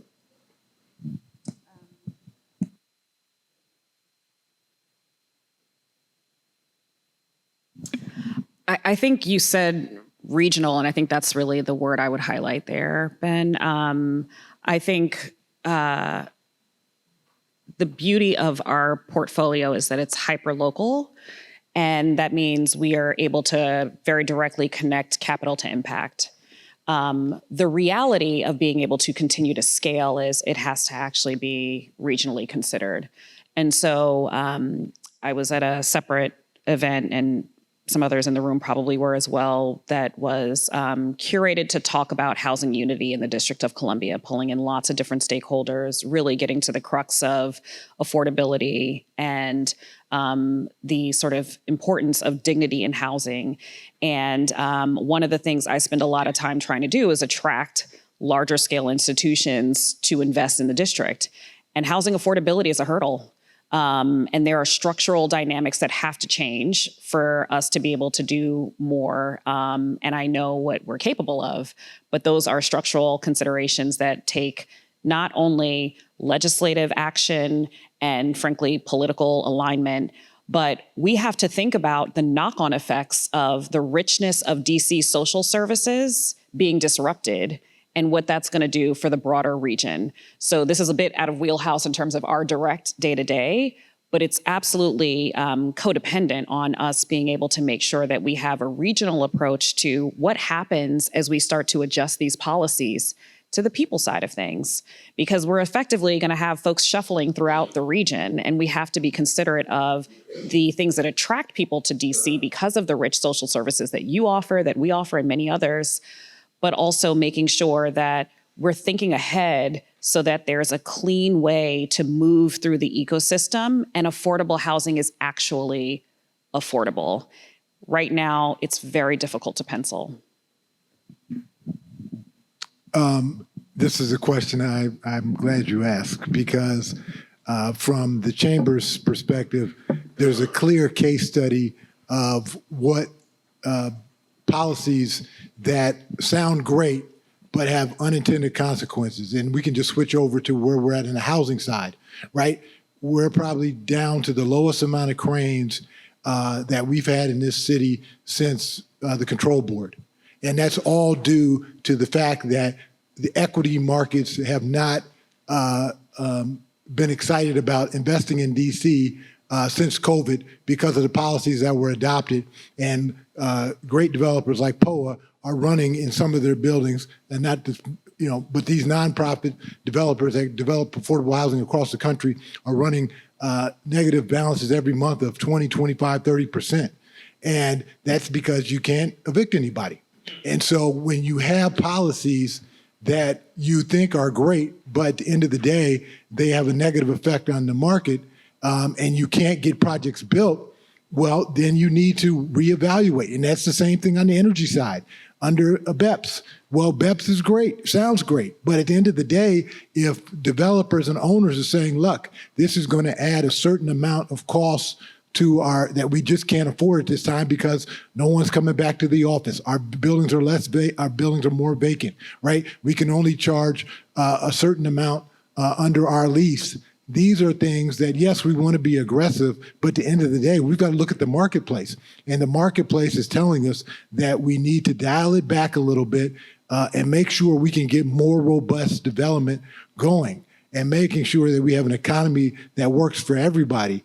Because, in DC, like everywhere, small businesses rule, and they employ more employers than the largest companies. But if we cannot make it affordable to them, as you've seen lately, we don't have this robust small business community as well. So all I'm saying is that we need to think strategically and smartly about everything we're enacting and how does it affect everybody, not just a small segment. Maya?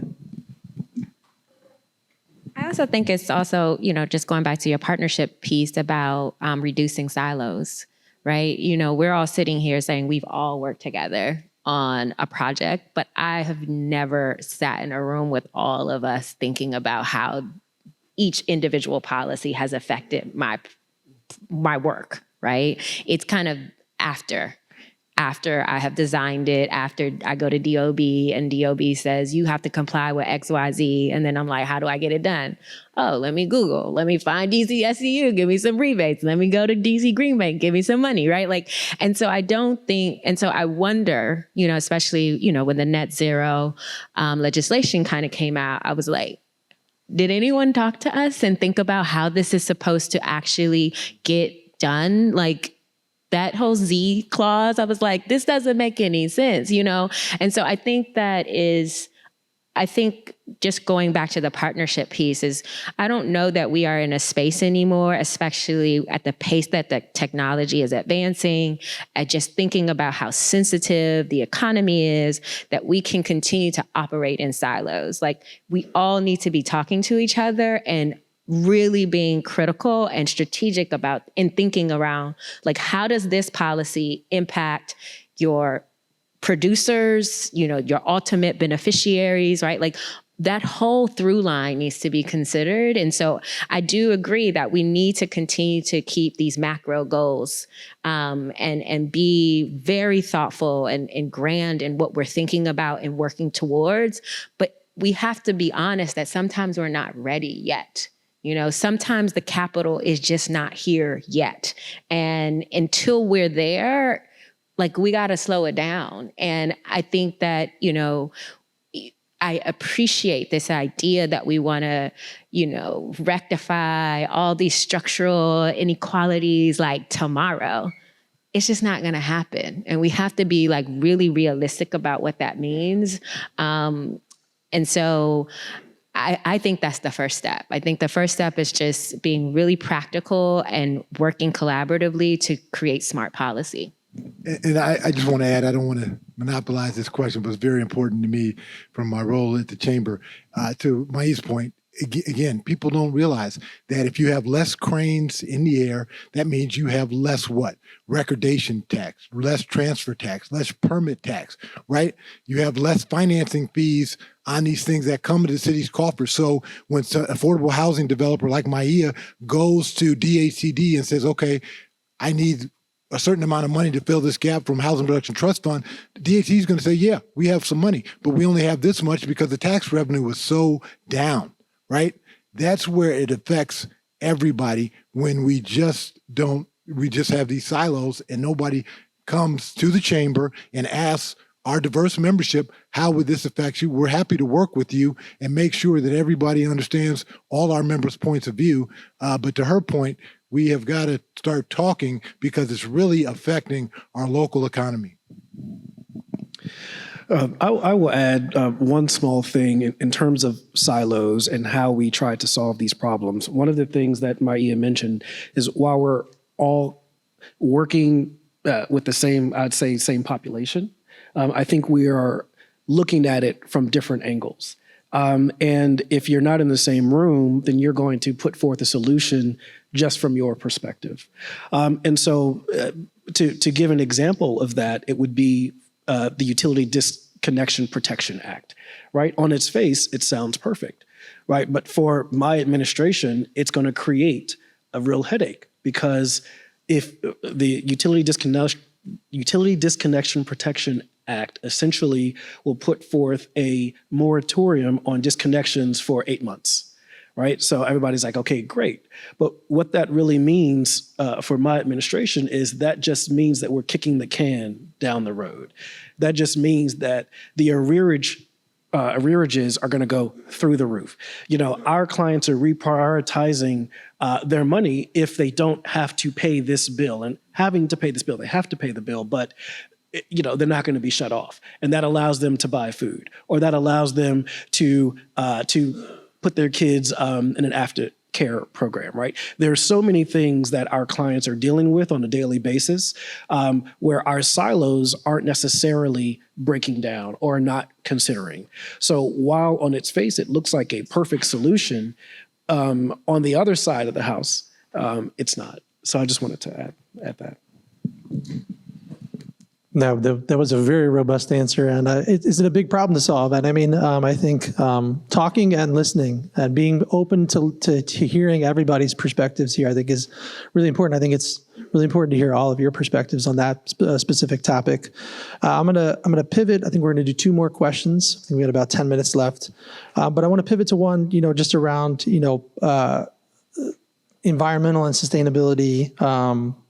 Continuing to grow as an important factor of our work here. So, as political pressure around climate and energy continues to grow and budget priorities shift, how can we ensure the benefits of clean energy transition are still distributed more equitably, especially for communities that have historically been left out of that progress? And that's something, we're focused on at the DCSU is affordability, accessibility, making technologies more accessible up front, whoever you are here in the district, certainly for our low and moderate income residents, for those that operate affordable and are developing affordable housing. But how do we make sure that this is done in an equitable way? And I don't know if, Charles, you want to take that one first?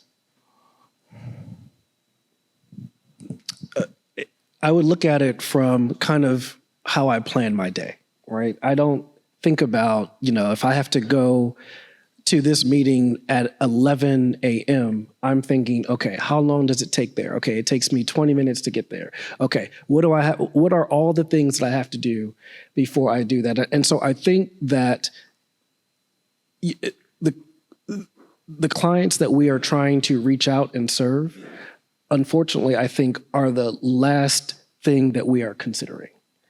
Because from our perspective, there are so many other things that we can bring to bear to solve the problem. But if we're not looking at it through their eyes, then they are not considered. And so that's what I think would be the primary key in ensuring that it's equitable. And I think I'll leave it at that.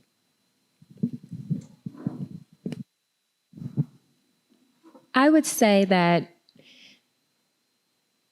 there are so many other issues that we have to address before we start thinking about like climate and energy in these communities. And I think that some of the problem is that the interests that are focused in that pot are not bringing resources to support the other issues. And so while I hear you and wanting to say we need, so I think until there is greater collaboration to bring both to be able to solve the full picture, there's always going to be inequality in how this work is done in real life, right? Because I'm thinking about our project that we have a project in Southeast Garfield Hills. It's 94 units built sometime in the 1940s, and we have GERP money to do energy retrofit. And I'm like talking to residents, trying to think through like what it is that they need. And we don't have a playground because a community member was killed on the grounds. I need all $5.8 million of that to go straight to thinking about supportive services to these families. Like, I'm not, this is last. You know what I mean? This is last. Like, and so I think that I agree that we have to, I think the best thing, of course, is to make sure that the policies are standard and so that you can't have any loopholes. And so that I think is first. But I also think that when we're thinking about climate and energy and green, that it has to also be packaged with the supportive services and address some of the real needs that are the root causes of poverty in these communities. And until those things are together, it's really hard to like address the issue. Brandy? Thank you. I think about it a little differently, largely because I think sometimes we get stuck with the words, like the lexicon can trip us up. And at its core, what a lot of our work facilitates is the ability to make sure that no matter what ward you live in, you get to have pioneering new technologies, lower, reduce costs operationally, And that is what we deliver at the DC Green Bank. And that is building resilient infrastructure. And that is building on clean energy, not promises, but it works. So I think everyone deserves to have that. And that's what we facilitate every single day. It cannot be a solve for everything. We cannot, so to Maya's point about the inherent violence and poverty and the additional hurdles that acutely compromise joy in certain areas, that is not, I think, apples to what we can do every single day. So I think it has to be, you can suffocate yourself if you don't allow yourself to have the oxygen you need to pull up and still advance the charge. And so I fight really hard to make sure we're doing projects across all 8 wards. And, people will come in, oh, that's affordable housing. Yeah, it looks no different. And that's the beauty of what we're doing every single day. And so I think we're doing it is really, it's what I believe in. It's what the team does every single day. We're delivering on that. And I think, I was thinking about a recent project we did with Jubilee Housing, and they're going to put an aquaponics farm in. We're going to go back in the fall. We'll see what, we'll see what's growing. But it's, it's being able to do things and that was not possible. And it's like, yeah, we can do that. So I think there also has to be a little bit of vulnerability in allowing yourself to say, one person doesn't get to have all the fun, right? We can make a lot happen. And I think there is a conditioning around fear, around reverting to a certain posture. And I'm not saying your hand hasn't been slapped more, or, and maybe I'm just hard-headed in this regard, and I'll accept that. But I really do believe we're boxing above our weight on purpose. The work that you all do, Ben, because I know you're in a little bit of a different position, but I do want to lay you up as well, which is there is a history between TED and the work that you've done years and years around workforce development. We don't do that part. We know where things break down because we see when draw requests are slow, right? But we don't do that part. You all are building pipelines of individuals that are native to the District of Columbia, and that's what we need as well. So I sort of double down on it is possible and push harder on allowing these children and these babies who deserve to have these playgrounds. I double down on that. And I think, we just have to decide one person doesn't get to have all the fun, even as there's a lot of change and transition at the federal level. We're doing a lot right here in the district. I'll just add and give another one to my favorite client, the Green Bank. Without them, the equity sort of inclusion in this city on the renewable side wouldn't be possible. So for Solar for All, the Green Bank was the first one that really financed most of the Solar for All projects, because a lot of the developers that would go along in 7 and 8 and aggregate a lot of the homeowners and say, we can do solar and part of the Solar for All program. The other banks were like, well, yep, you're what's our collateral? How are we going to get paid back? The Green Bank, obviously, that's what they do. They got comfortable with the credits and said, hey, this is our stream of revenue, how we can get paid back. And so that's what they do. They sort of think about it from, as she said, she's looking at all 8 wards, but they were willing to take that risk on both sides. And that's when you get in the room and you have conversations and you can make a difference. Also, I will say, as we've talked about before, the affordable housing. There's a number of projects that she just talked about, Jubilee. There's other ones, even working with Maya. There's a lot of renewable aspects of these projects that would not get financed because they're just too expensive and they don't pencil out on an affordable housing project if it wasn't for the Green Bank getting comfortable on how this can be underwritten and the collateral can be done. So, and these are projects throughout the city that we think affect all type of income levels. Thank you all very much. I'm going to close it out. I'm going to ask for 30 seconds from each of you. This is a hard question, so hopefully we can stick to it. But I want to close it out with a question just around, policy process, program changes. So if you could recommend one policy process, program change today that would most improve the balance between sustainability, preservation, and affordability, what would it be? Good, I'll take this one too. Well, I think I want to go back to this theme. Again, at the DC Chamber of Commerce, you've got to be in the room. You've got to be in the discussion. And so what we're doing right now is we're going to come out with recommendations on policy changes that we think will make the economy more robust. For example, like we just talked about, we just need to have more sort of friendlier laws around eviction, because right now the system is drastically broken, right? Even on BEPS, we need to look at BEPS and make sure how we can implement it, that it works for everybody. We're going to have a whole list of recommendations for the mayor and the council that we think can really get this economy back to where it needs to be. Great question. I would say, getting back to the affordability piece, I would say that if we're going, for instance, going back to the example that I gave with the Utility Disconnection Protection Act, right? If that's something that's going to go forward, then can it be paired with an arrearage management program? Or can we work with the utilities to, for those who are enrolled in the benefit programs, can we work with them to install some type of governor or that doesn't allow the system to basically continue to rack up these costs? I would be very interested in seeing how we can work with utilities, how we can work with our clients, just to see if there's a way that we can kind of meet in the middle. Because putting a moratorium on shutoffs without an arrearage management approach and without the utilities helping, I think is a recipe for disaster. So that would be my policy change. Thank you, Charles. Maya? I think specifically as it relates to affordability, affordable housing, just that every policy requires some pricing. I need someone to do a cost analysis to know what is the price for us to implement all of these beautiful things, and then tell me how I'm supposed to finance it, right? Because I think that's what's missing, is that no one actually has priced this stuff out.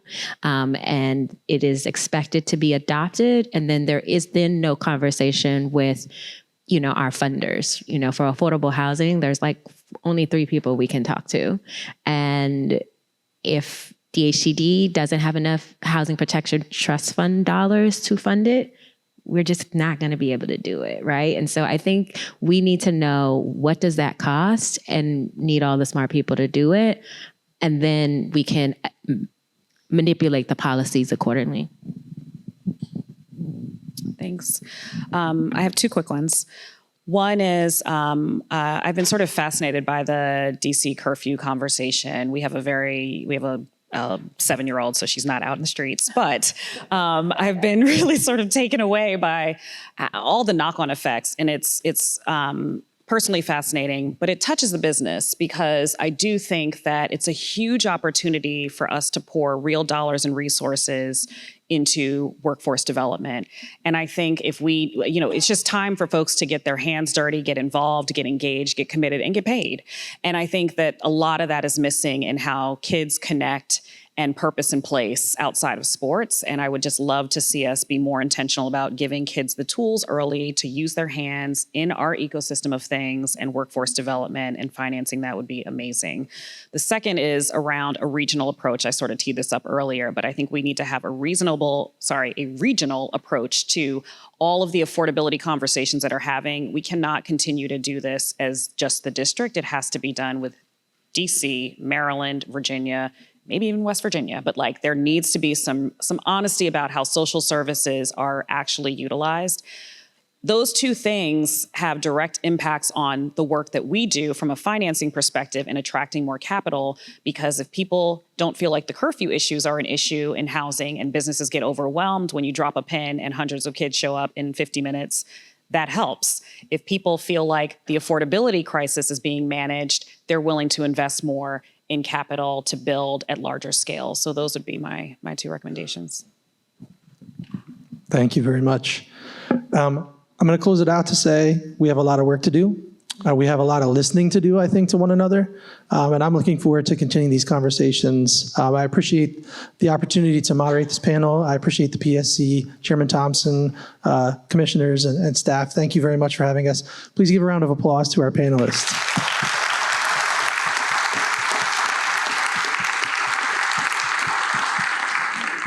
And thank you very much. I will turn it back over to Chairman Thompson.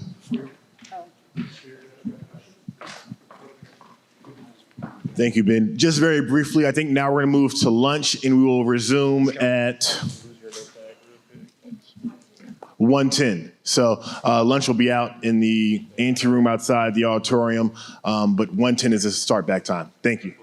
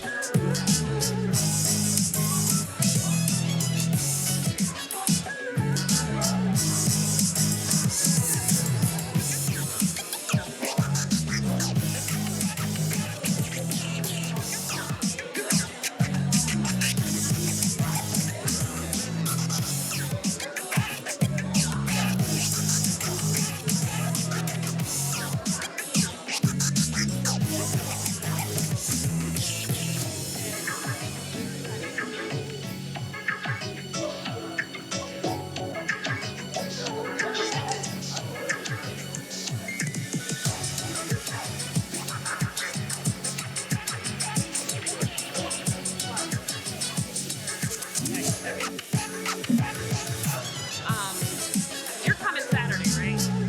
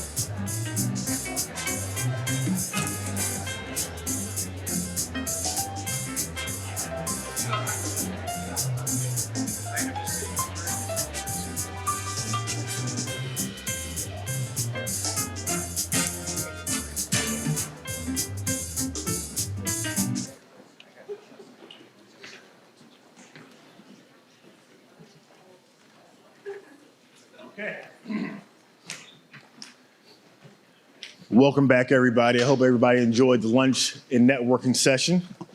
At this time, it's my honor to introduce Mayor Muriel Bowser, the 7th elected mayor of the District of Columbia and a proud public servant who has dedicated more than 2 decades to serving her hometown.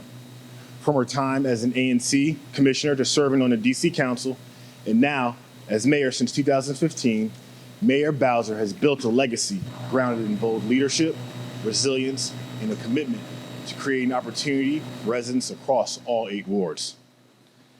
Established under Mayor Bowser's leadership in 2016, the district's Solar for All program has supported 10,000 of our most vulnerable residents, delivering over $5 million in annual savings on their electricity bills each year. Mayor Bowser also spearheaded the DC Green Bank, making DC the first city in the US and only the 2nd city in the world to establish a green bank. Starting in 2020, the DC Green Bank, often working alongside the DC Sustainable Energy Utility, has been a driving force in supporting greener economic development through clean energy and green, affordable housing that saves money. Since the creation of the Green Bank in 2018, Mayor Bowser's administration has issued more than $80 million in loans and created over 4,400 clean economy jobs and preserved or created more than 1,000 affordable homes. The mayor's efforts to build a cleaner, more affordable DC extend to how district government operates. In 2015, the District Department of General Services finalized the largest wind power purchase agreement, PPA, of its kind ever entered by an American city. This wind PPA provides 20 to 25% of DGS's electricity needs each year. Over its 20-year term, the PPA is projected to reduce GHG emissions by an amount equivalent to 18,000 cars off the road and hedge against energy price increases and market volatility. To date, DGS has installed solar across all 8 wards, which includes 60-plus district government properties. And these investments are paying off. With the additional 50 DC government sites in the pipeline for solar, district government will power the equivalent of almost 5,000 homes each year. These are just a sampling of the investments and advancements in the district's energy future under Mayor Bowser's leadership. Please join me in warmly welcoming Mayor Bowser. Thank you.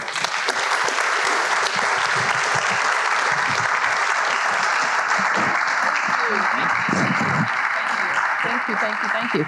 Well, greetings, everybody, and thank you, Chairman Thompson, for that introduction. I also want to recognize Commissioner Trabue. Thank you, Commissioner, and Commissioner Beverly.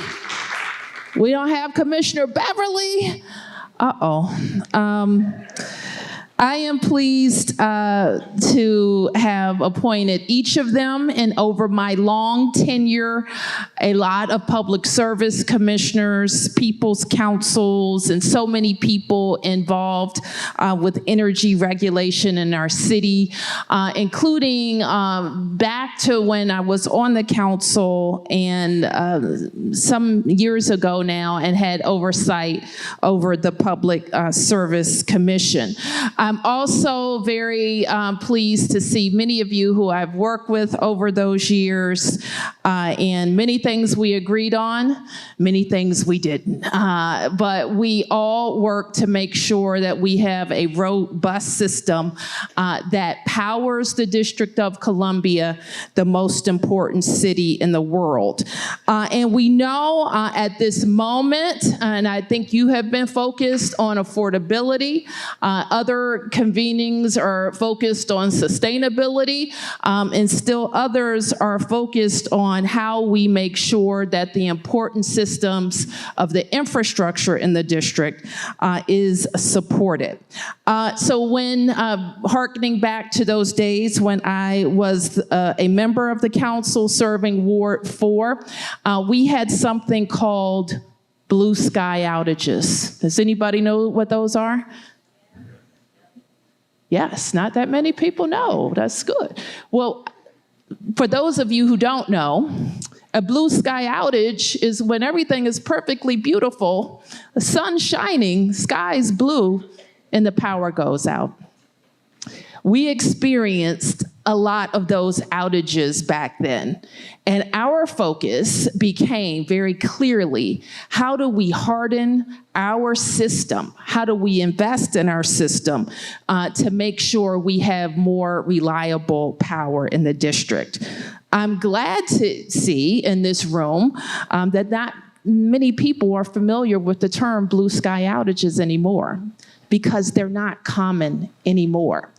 And so that represents the type of work that we have been focused on in the last 12 years in my administration, and before that in previous administrations, on how to make sure we reduce the number of outages. And now when we hear from residents, what they will tell you is that is no longer their main concern, although we can't lose sight of it. Their main concern is cost. And so what have investments that we've made in infrastructure, what have investments that we have made in changes to the law to make our policies more sustainable?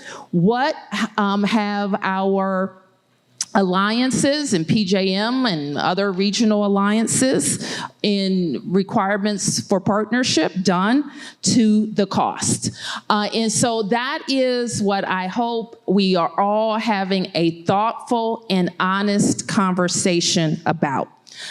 It reminds me, and I shared this with a number of people who came into my office, maybe some 15 years ago, DC Water came into our office and briefed the council, and they had a big long chart looking 10 years ahead. And on that chart, it showed how the price of water would go up. And the price of water was going up partly because we were under a consent decree that required us to do certain things to make sure that we had a Potomac River that was clean and safe. And this consent decree required us to build billions of dollars, literally, worth of tunnels. And all of these years later, those billions of dollars of tunnels are doing the job. But guess who paid for them? Anybody? We did. The ratepayers, not the EPA, not the federal government, but us. And that's the reason why at the time, I think I had single me in my house in Northeast was paying literally about a $30 water bill. Does anybody have a $30 water bill now? And that is the cost of compliance and making our system work. That was the cost then. And even then I said, are you kidding? We can't have water bills that are 10 times the cost. But they came in, they told us it was coming. They went out, they talked to people and said, this is coming. I think the federal government should pay more. I don't think it should be all on DC ratepayers, but it has been. And that's why we have costs that are going through what they were going through over the last 10 years. Now, we could say, hey, DC Water Board, why are costs going up? You haven't done your job. But in fact, they did. What they did was make our system more compliant. Well, they had to. They made changes where they could. For example, instead of having all billions of dollars worth of tunnels, we also have what we call green infrastructure solutions all over the city that also help us mitigate the water or polluted water that's spilling into the Potomac. So there were some things to moderate, but we did the things that we were supposed to do, and we did our very best to explain it to DC Water ratepayers, and we have done our very best to mitigate the cost to DC ratepayers. But we still had to build $4 billion worth of water facilities. So why do I tell that story? I tell that story because I think it's analogous to the situation that we're in now. Some people have to start telling the truth about why our costs are going up. And all of us have to do our job to make sure that we're doing everything possible, even if it's mitigating some solutions or moderating in others, to make this time more able, this time that we're in, people have to be more able to address the issues. So what can we do as the government?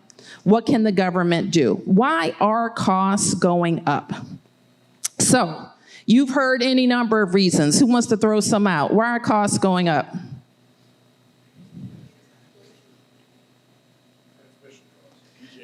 PJM, transmission costs, data centers, distribution, natural gas, okay, generation. Do we have as much power? Weather is another one. So all of those reasons, I think I agree with just about all of the ones that you've said. One that you didn't mention was our own policies.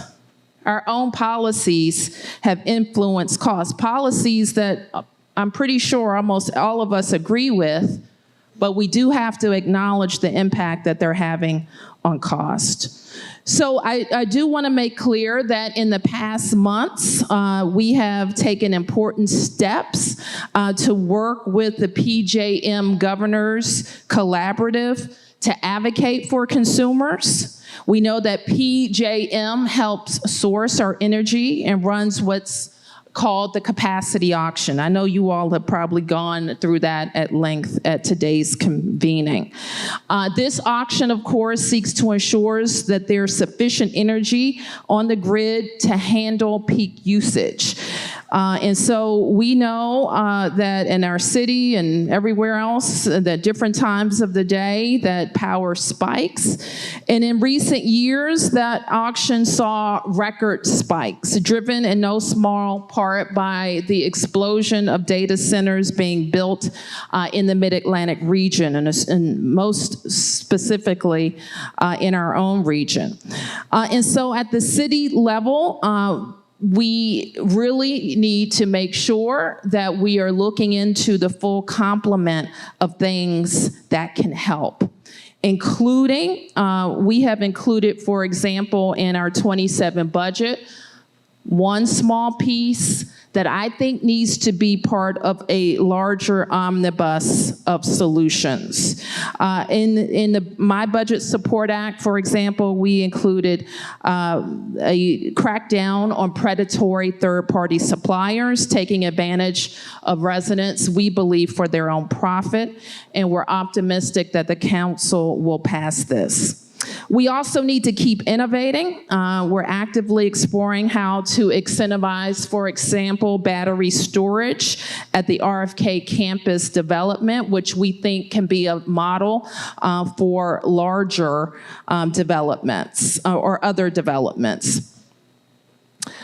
We have also made great progress in our city on the distribution of solar all across DC.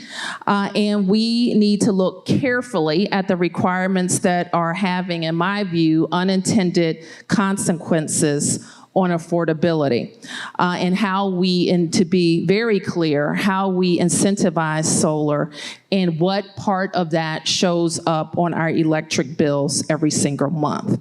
So we will continue to work with all of you in the coming weeks, and part of this work is how we make solar faster, cheaper, and easier to build.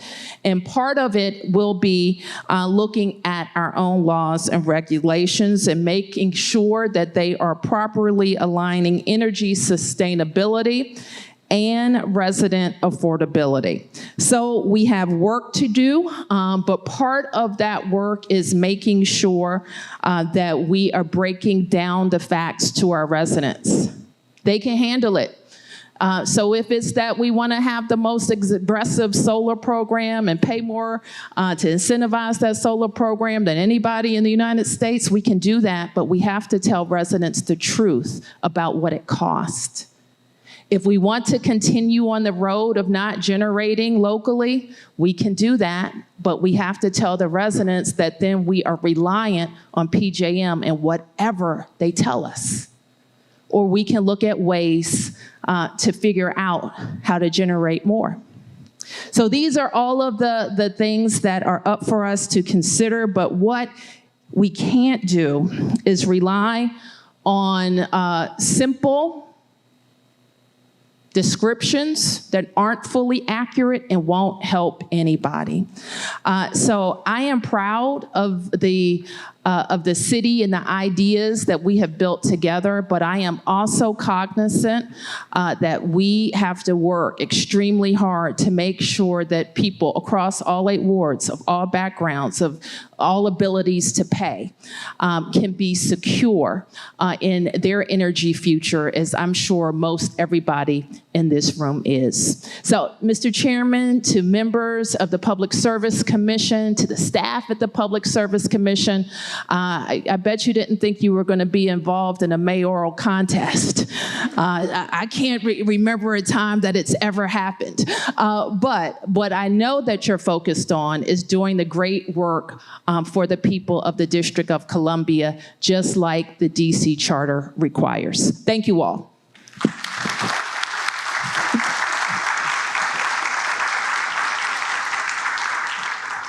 Now, Mayor, you know we couldn't let you come to the Energy Action Summit and not let you leave with something. And this is a token of appreciation, not just for myself, but the entire commission. You've been a tireless steward of energy in the district. I talked about in your introduction. There's so many more things we could talk about. The commission makeup, how you've appointed historic commissioners. The first African-American chairman of FERC came from the PSC under your appointment. And we are just so proud and grateful for your leadership. And Ted, I want to come on up here as well, Commissioner Trabue. This is on behalf of the commission. Thank you. Thank you. Thank you.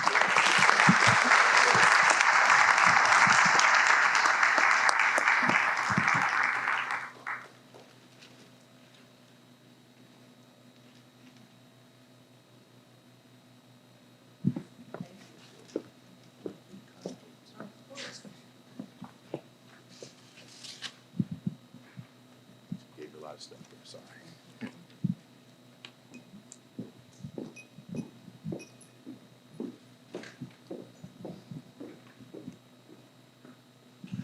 Next up, we have what we call a power talk. It's our version of TED Talk, but it's in the energy space, and I'm going to bring up Jordan Taylor to talk. He has a tough act to follow, but something tells me he has some good words and some wisdom he can share to the crowd here today. Jordan, thank you.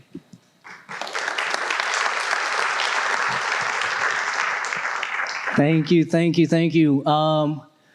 Good afternoon, good afternoon. Thanks, Mayor Bowser.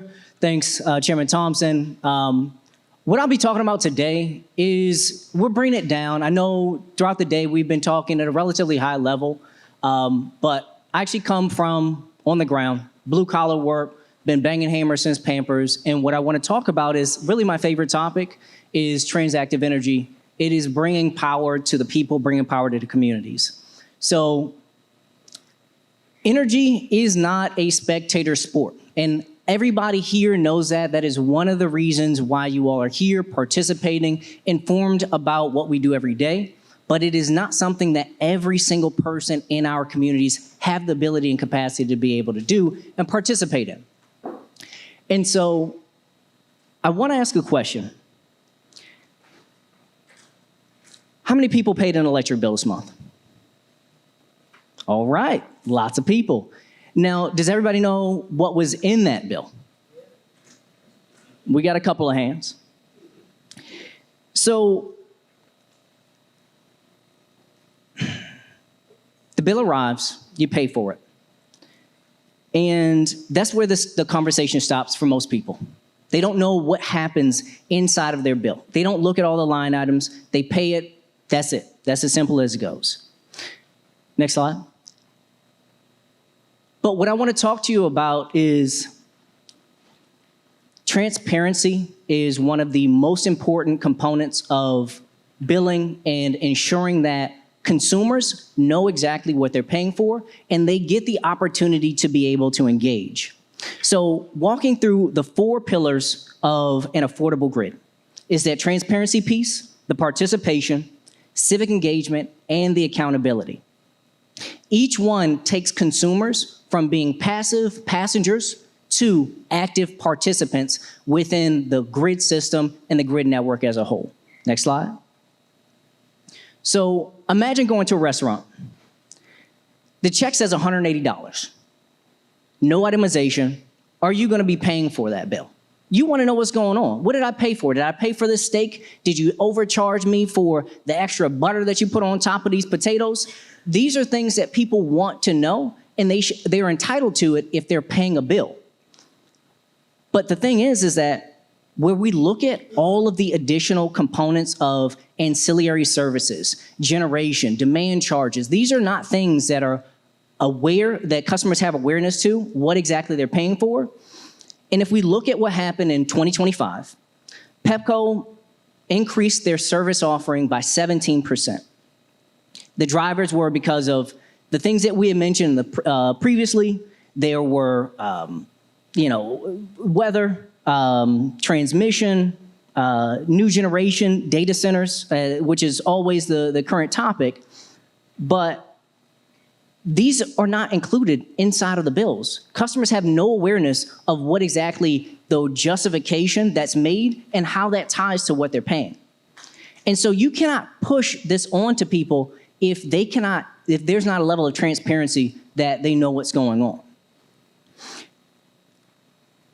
And what transparency means is real-time pricing, itemized bills, dashboards, and public transparency that gives consumers an informed opinion and a formed ability to make decisions. Next slide. So getting active, this can happen in three different ways. You're already in the energy market, whether you like it or not. And the first piece, like I mentioned, is transactive energy. Think about it, Uber for electrons. Selling power, flexibility, and storage back to the grid at fair market prices. We have done a fantastic job here in the district of incentivizing solar, and like the mayor just said, we have to make sure that we're doing this responsibly and encouraging people to adopt more resilient forms, things that are better for our environment, better for our local economy. But again, we need that level of transparency and fair market pricing to encourage people to want to participate. The second piece, virtual power plants. Virtual power plants, think of Pepco, but without all of the wires. This is done in the cloud, done in the ethersphere, but efficient management of power shipping across the district. This allows for us to capture inefficient, wasted power. The way the utilities have to price it is you are going to be on 100% of the time, and I have to make sure that you have that power. We are holding utilities accountable for that. But sometimes these buildings aren't even on or using half the power that they need. Why can't we send that to places and make sure that we're using that power efficiently? A quick stat, they found that 400 megawatts costs about $2 million a year to run. The equivalent gas peaker costs $43 million. That is a 20-to-1 cost difference. And so that means that money is flowing to the consumers instead of to plant owners when they're able to participate in helping to capture the value of these grids. And then microgrids. Microgrids, my favorite topic. We build them all day, and we build them for communities and under community ownership models. This is bringing power to the people. We now have technology where you can build and generate power right on your rooftop. You can store it in your backyard, getting battery storage. That helps to strengthen and make the grid a much more robust. But we need to incentivize communities to be a part of this. And the only way to do that is by having transparent pricing and having a lot more economic incentives to participate. This reduces the burden on utilities, it reduces the burden on communities, and allows us to be able to generate clean electricity and not put those burdens on our disadvantaged and marginalized communities because they are the ones footing the bill. When you think about the amount of money that is being paid, 6% of your income may not be much for somebody who makes multi-six figures. But for somebody who is trying to decide every day which bill they have to pay, that is a huge decision that needs to be made. Next slide. So, and this is not new. We have policies. We look to our neighbors to the north. Maryland has passed the DRIVE Act. And what the DRIVE Act has done has enabled three things. It is legitimized vehicle-to-grid charging. And basically, EVs are parked 80% of the time. What can they be doing to maximize the grid value and reducing our pricing?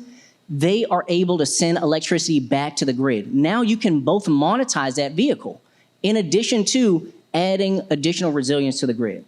Second, utilities have to enable aggregators to pool solar, batteries, thermostats, and all of the smart devices that we're consuming more and more as time goes on. We live in a digital world. All things are going into the digital space. Why not be intelligent about the way that we are utilizing these systems? Everything down to your thermostat, your hot water heater, even your microwave and your refrigerator. Again, I don't understand why you need a chip inside of your refrigerator to tell you what's going on, but if I told you that that can help you make money, I think we might have a different conversation about it. And third, investor-owned utilities have to file time of use EV rates by last year. This year, those prices should be public, and with enrollment targets throughout 2028. And so the old net metering was a one-way system. Essentially, net metering is where if you produce excess power, the utility is obligated to pay you for that power that you make. That is one directional.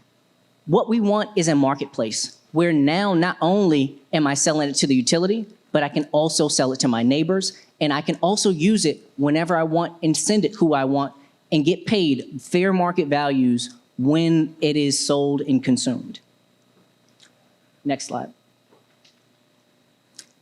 Now, civic engagement. This is a big part. Back to our restaurant. Data centers are coming whether we like it or not. Again, we live in a digital world. It is going to be very difficult for us to live this modern life. I see a lot of cell phones, a lot of computers. These things all operate on data centers. And that is a fact of life that we cannot reject. But again, if we are much more intelligent about how we're building through these things, I think it is something that we can make work and make it make sense. So PJM projects an additional 32 gigawatts of peak demand, which is different than base load, very nuanced part of the conversation, but peak demand by 2030. A large majority of that is due to data centers. Now, the fight is not whether or not they're going to come, they will come. It is about what the terms are. We cannot allow data centers to come into communities irresponsibly emitting. We cannot allow them to consume precious resources without paying for what those resources cost. I've heard a lot of conversation about costs, and we have not considered the cost of the environment, the cost of our communities, the cost of the future. These are very critical and important costs that we need to include in our calculus and our conversations. So to our restaurant analogy, imagine a restaurant now moves into your apartment building, that one that was not telling you what was on your building, what was on your bill. And it plugs into a shared meter, and everybody's bill goes up. And this restaurant is the only one that's cooking 24/7. You negotiate the lease, every resident gets a real share. So now of that restaurant, of the grid system that we have all invested into this. We own a piece of that restaurant. If this restaurant is making money by selling all day long, and I've invested in it, why am I not getting a piece? It doesn't make sense to me. And so if we are going to do this, we have to do it much more intelligently and much more equitably. Next slide. Now again, we talked about not in my backyard. We do not want data centers here. They are very much problematic. I understand this. But I do think that we may want to reframe the conversation. Because no matter what, when the data centers come, we're going to bear the cost. Does not matter, just like climate change, just like global warming, it may happen on another part of the planet, but why was our winter 8 months? That was absurd. This is going to change all over the planet. We cannot isolate it just to those places. So it is a cost that we all bear. Back to YIMBY. Yes, in my backyard, but I'm gonna dictate the terms if you're coming into my neighborhood. This is how you are able to come into my neighborhood. We get real benefits, community benefits, not just community benefits agreements. We want actual tangible contributions from the work and the revenue that you generate in our communities. Revenue sharing, rate offsets, and investment in local microgrids. We're all addicted to the cloud, and pretending otherwise is how we end up paying the bill. So we can try to reject it as much as we want. It is not going to change the upward trajectory that we have into the digital world. So let's negotiate on better terms. Next slide.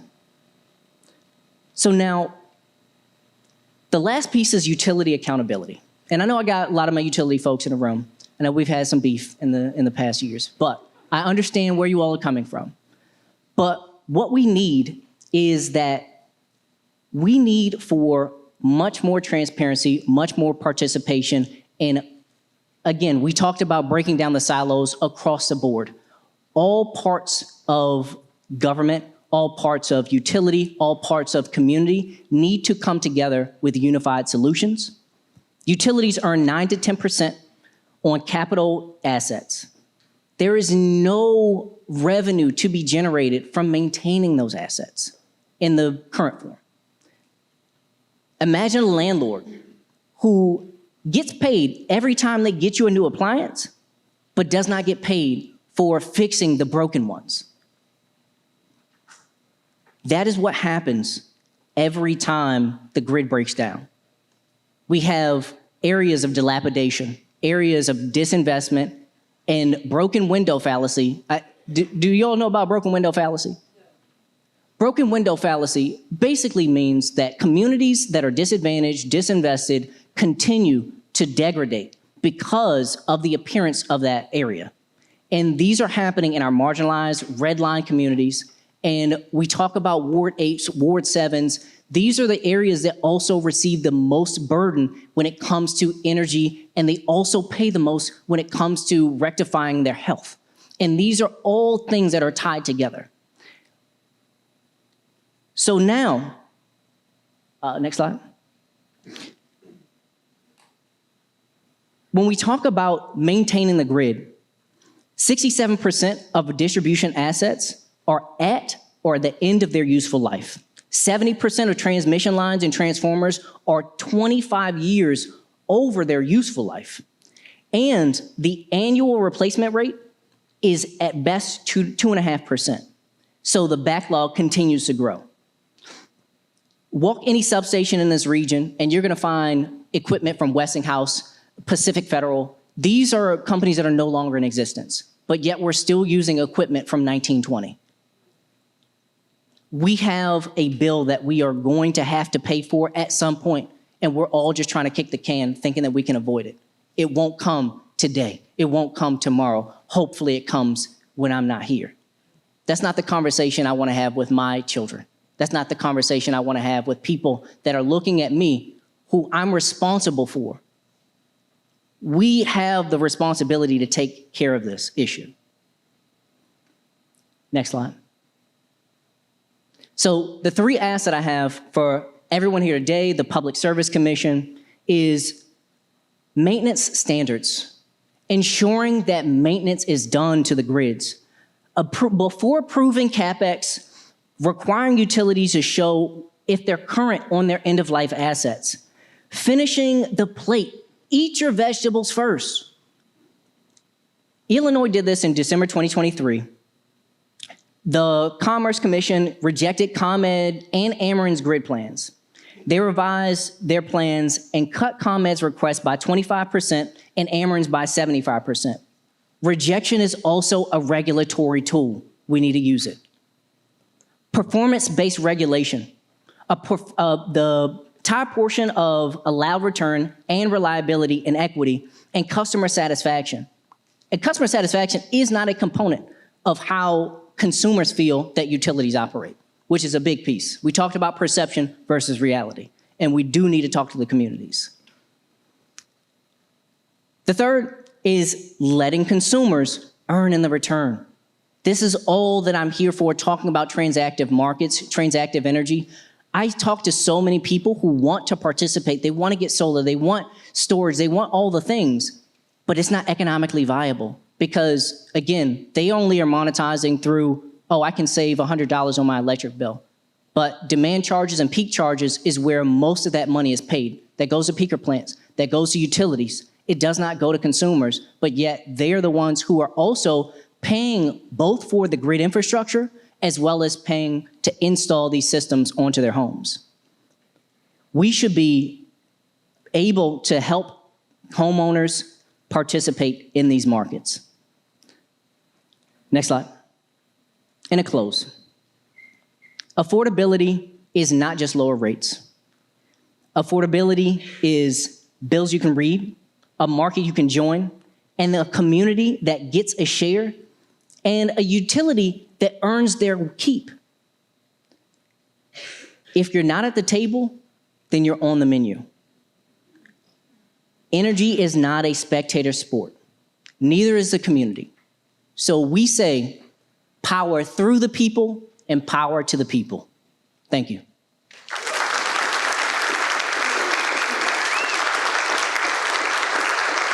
Back to me.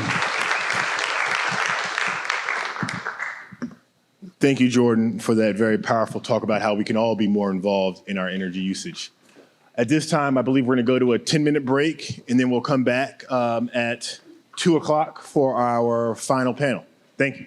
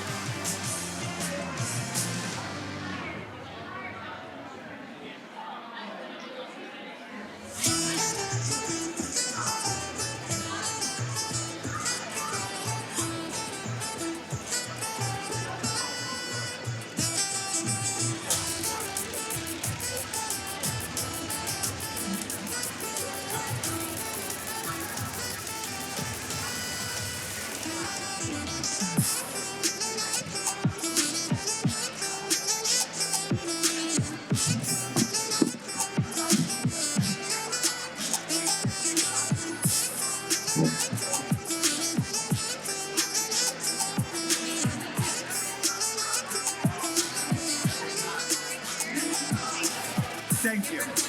Let's do that.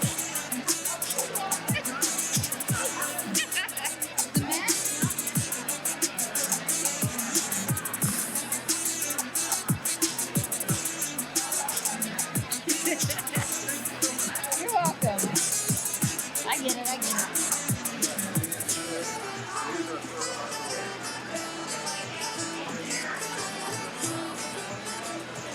You're welcome.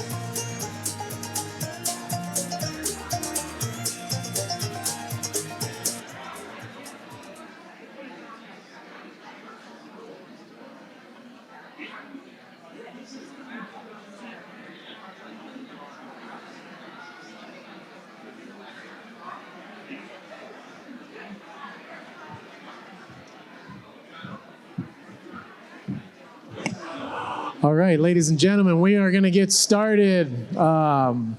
Invite you to take your seats so we can begin. My name's H.G. Chazelle. I've had an opportunity to meet several of you. I'm glad to see you here. If you don't know me, I'll just briefly share a little bit about the work I do. I focus on enabling cities, supporting city leadership, mayors like Mayor Bowser and others, to deliver on their vision for a better, cleaner, healthier environment for their cities through their climate action plans, through their energy plans. Look, there have been important promises made, and it's important that those promises get delivered. That would enable a healthier, cleaner, more prosperous future. That's not going to happen unless we're able to communicate more effectively, find ways to achieve alignment, and therefore then move from that into action. These are systemic problems, which we're going to talk about, and systemic change is not easy. It's far different than solving problems when you're solving systemic change problems. And lessons learned over 10 years in doing this work, we have to be able to convene and align on pathways forward. Now, a question for you all in the room. To what extent do you believe we share a common definition of what winning looks like, feels like, means regarding affordability? Look around the room. Do we share a shared definition of what winning means on affordability? Okay. That does not put the odds in our favor to realize positive outcomes, especially in challenging conversations and topics like this that have multiple perspectives that need to be considered, evaluated, prioritized. If we cannot, through a process, come to a common agreement on what winning looks like on this issue, do we stand a chance to truly make the impact we want? Just think about the new stadium that's being built. What happens if the Commanders show up, the lights come on, and they have no idea what winning looks like to them as a team? Will they win that day? Likely not. So that's hard work, though, and I think it's something we underestimate what it takes to achieve a shared definition of winning on complex topics. First, you got to start with, do you share a shared definition of what the term means? Affordability. Do we share a shared definition of what affordability means in this room? Personally, I think it means a little more than what we're saying. I think affordability is touching on a feeling of unease, concern about where things are going.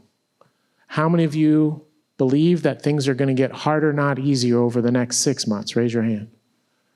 Next 12 months. 5 years. Okay. So from your feedback, things are getting harder, meaning risk is going up. If risk is going up, what happens with cost often? They go up too. So we're not going downhill, we're only about to go uphill. So understanding what is really the outcome we want is critical. And I'll just share this before I open it up to our panel. The thing that I keep coming back to is affordability is freedom. How many of you right now know the last two to the cent what your utility bill was? To the cent. If you know to a cent, raise your hand. Okay, we got 2 people and 3 people in the room that know to a cent what their utility bill. Okay. We need as many people in this room with that type of outcome as we can get. Because when only 3 out of how many in this room know to a cent what their utility bill is, that means there's prosperity in this room. But how do we encourage more prosperity to be a part of this so that we don't know that answer? Freedom not knowing your utility bill is prosperity. Inclusive prosperity is, in my mind, an ideal outcome of truly solving the affordability issue. Because until our income outpaces our costs, which we just said are going to go up, will the affordability issue go away? No. In the meantime, my panelists here represent essential life-serving infrastructure that operates so well that often we don't need to know whether it's there or not, but we rely on it. And in the face of extended increase in costs and risks, they are in the position of figuring out how to maintain that reliability for all of us. So it's really a significant challenge, and I'm glad and grateful that they've been willing to come here to talk about thoughts. How do we move forward? I've asked each of our panelists to start with an introduction and also share what affordability means to them and how their organization is working to be a partner in a successful outcome. And to kick things off, very happy to turn it over to you, Valencia, to provide an introduction and share on that topic. Okay, great. Okay, good. This is on. Thank you so much, AG. It's great to be here today. I'm Valencia McClure. I'm the Senior Vice President for Governmental Regulatory External Affairs for PEPCO, and also for our Maryland Exelon utilities as well. So when I think about affordability, and it's a big term, and it used to be affordability was like a thematic word. And what we're really seeing now is affordability is the lens of every decision that we're making from a utility perspective. It's every decision that regulators are using to make, as well as legislators and our stakeholders. We hear from customers every day.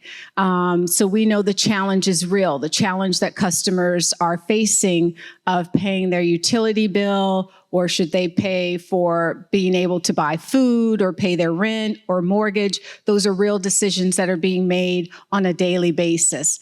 And that's what we hear, we see, and we feel that. So as we, within our own utility, we use that for decisions that we're making. So when HG talks about what does it mean as well, when I think of affordability, obviously it's subjective to each person, but when I think about it in the lens of which we operate, it's being able to balance providing safe and reliable power, but it's power that then customers are also able to reasonably pay for. And so that, I'd have to say, is really a decision that we haven't had. We've made those decisions, but not to the degree of what we have to think about today and what we're facing. So what are we as a utility doing? How are we working with our customers? So we're working with our customers and being able to provide our customer relief fund that we did last year, also this year. So this is grants up to $300 that we're providing to customers to help pay for their bills. It's also providing tools that customers can use, whether that's My Financial Assistance, it's My Account, which is a phenomenal tool to help manage your power. And as HG said, really know from a minute to an hour to a day of how much usage you're using and what your costs are on a daily basis. It's also providing budget billing. It's providing other tools, whether that's connecting customers to financial assistance.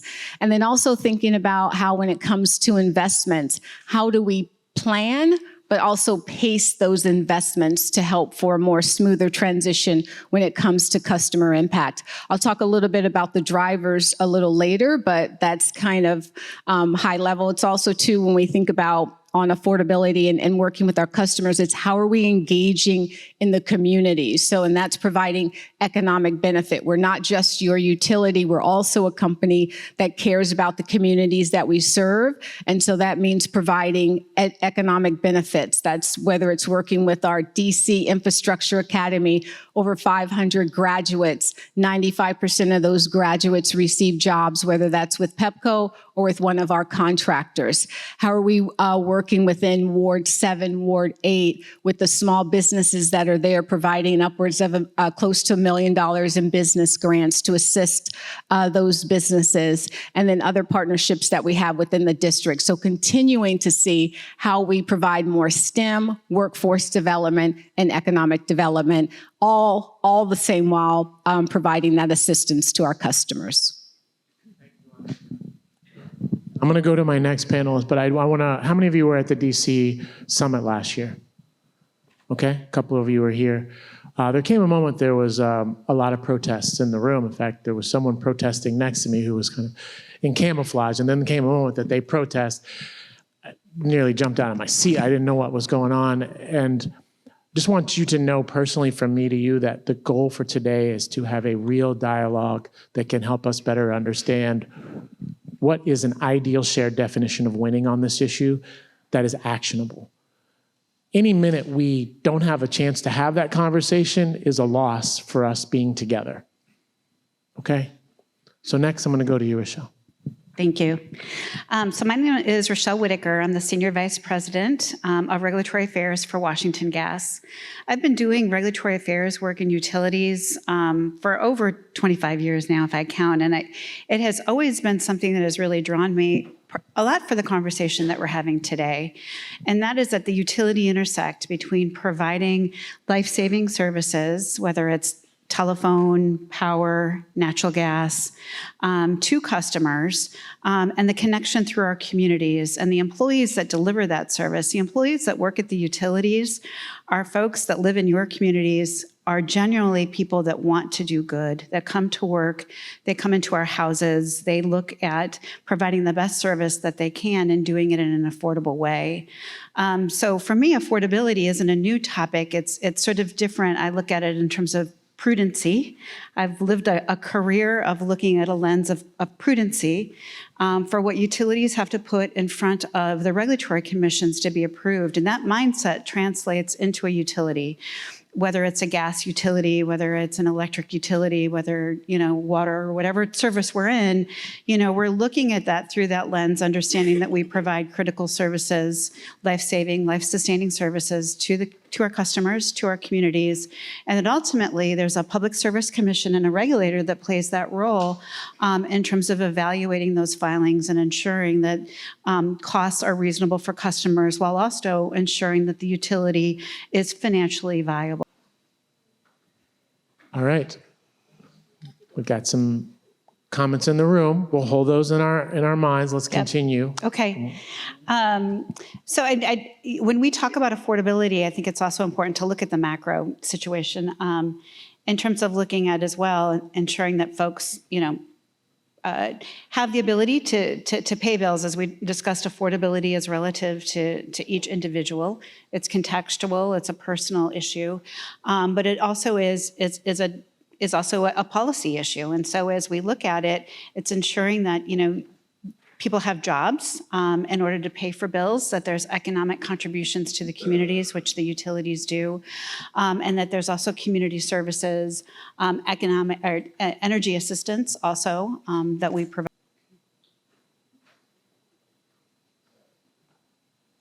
All right. I'm happy to go next. Mm-hmm. I would love you to go next. I just want to see if I can cut this one off.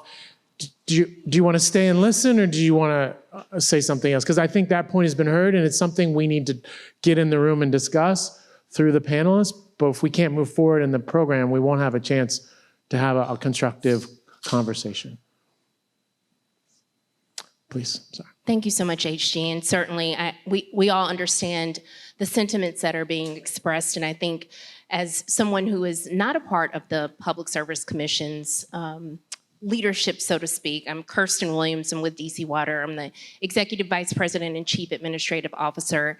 And thinking about affordability for me is a little bit of a moment to tell you who we are. Because I think oftentimes you can perceive us working on the utility perspective as not understanding what matters most.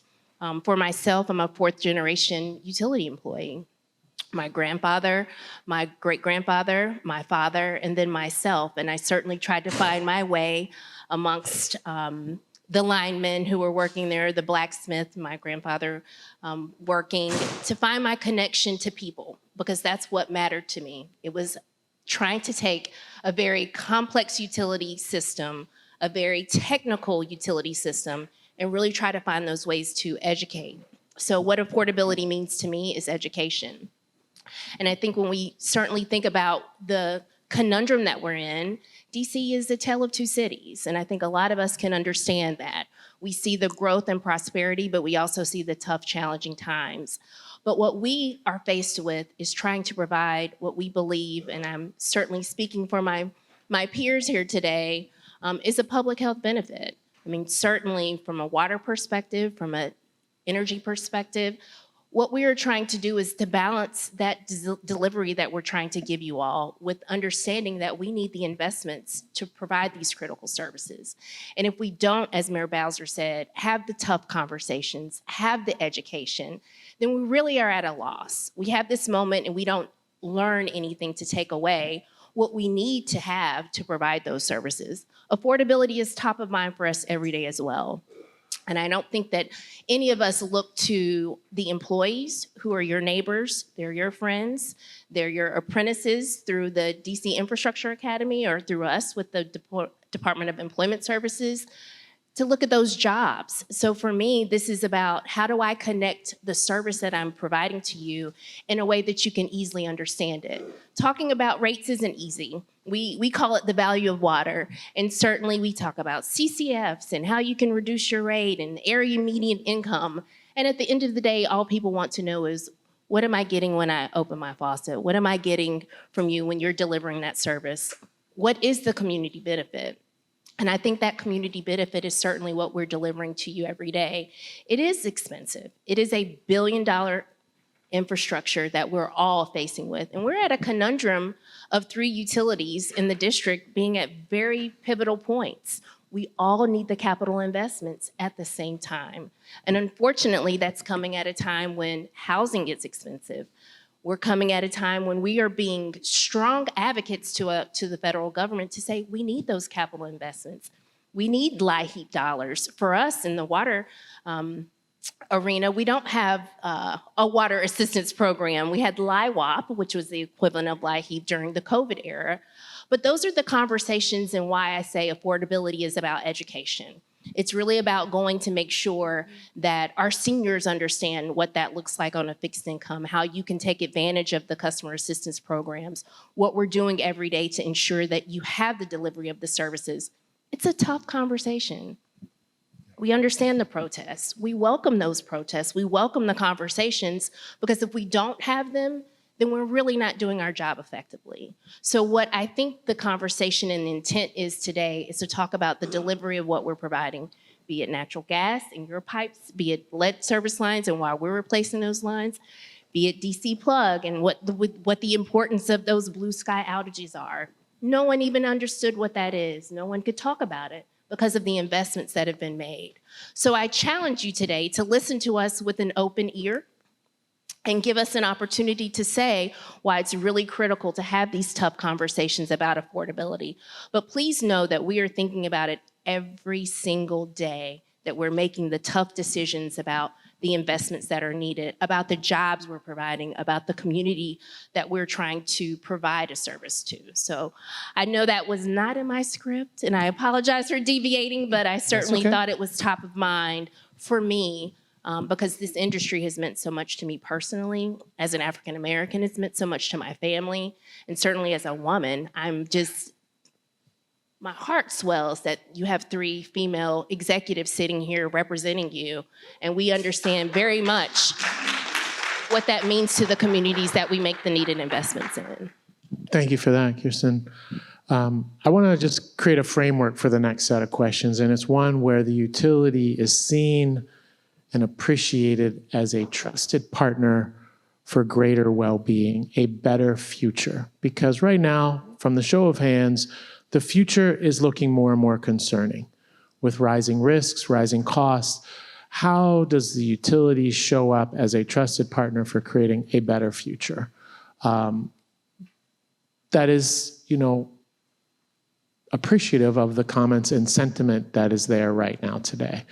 And Alvansi, if you could kick us off with your thoughts on that, and maybe also give some insight on what are the drivers that you see happening in this space as well around affordability. Sure, thank you for that question. And so it's a great question because, I always say the energy industry as a whole, it's very complex. And so it's not even an easy industry to understand. And some of the I'd say challenges before us are not easy. I'm going to take the trusted partner first, and then I'll go into the drivers. So when I think about trusted partner, and it's probably a difficult time right now, I think the mayor said it so eloquently when she talked about being upfront and being transparent about what we're facing right now. And so that's something as a utility we strive to do. We may not always get it right. I know there's opportunities for improvement of how we communicate, how we touch each and every customer to be able to dive into what we're facing right now. And I love how she said what DC Water did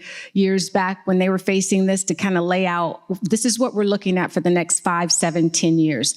That's kind of where we are again right now. So when you think about the key drivers, we're at this intersection. I always call it kind of an economics 101.